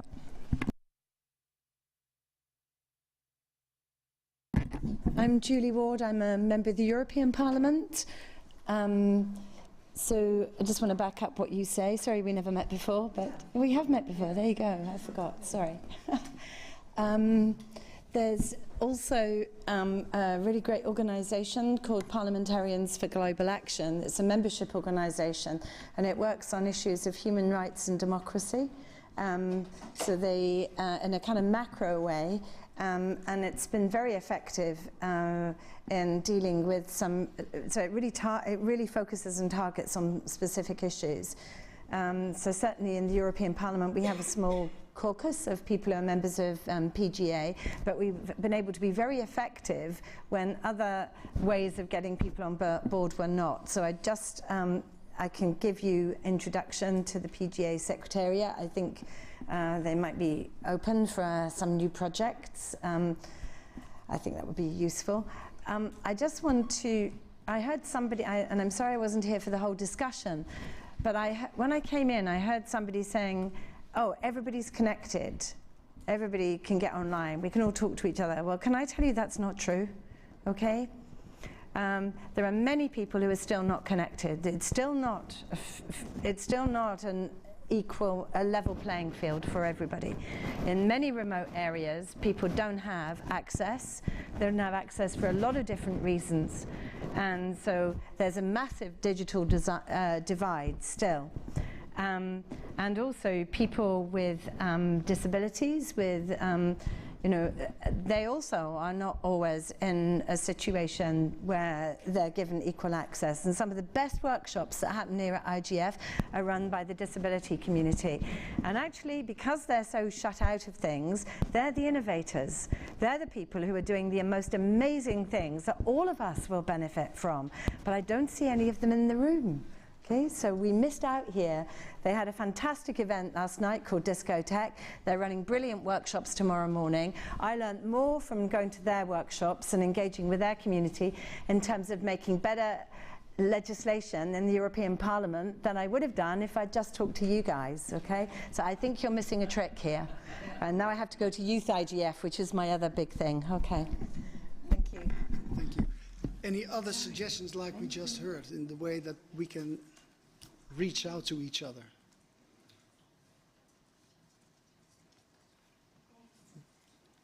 Deep silence. Last words from ISOC as co-organizer. Sorry, just Just to plus one, the diversity issue, especially like the institutional barriers that exist that make collaboration more difficult. Harassment, all of these things, they need to be addressed. If they don't address them, that's poison. No one's going to want to talk to us. Thanks.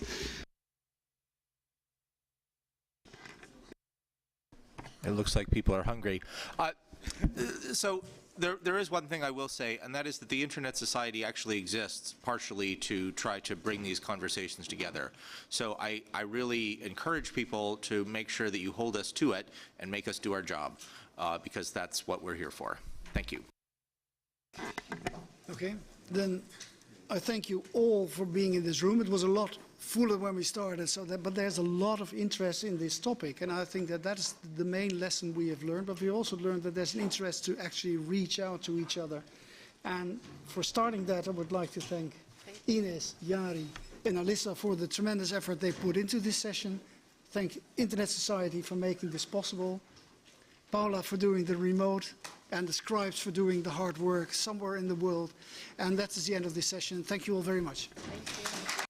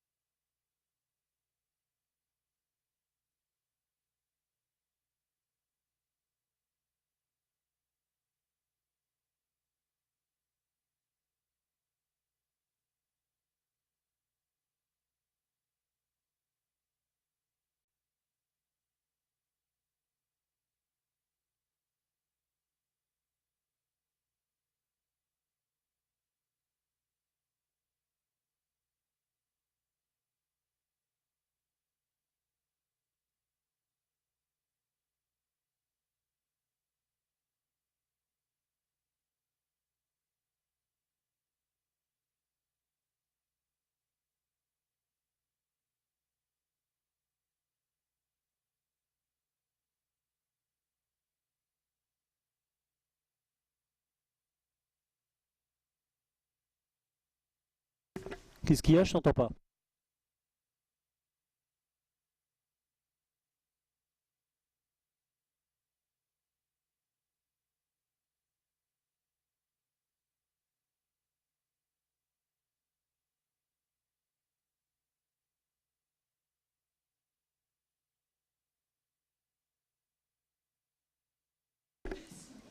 On se dépêche, s'il vous plaît.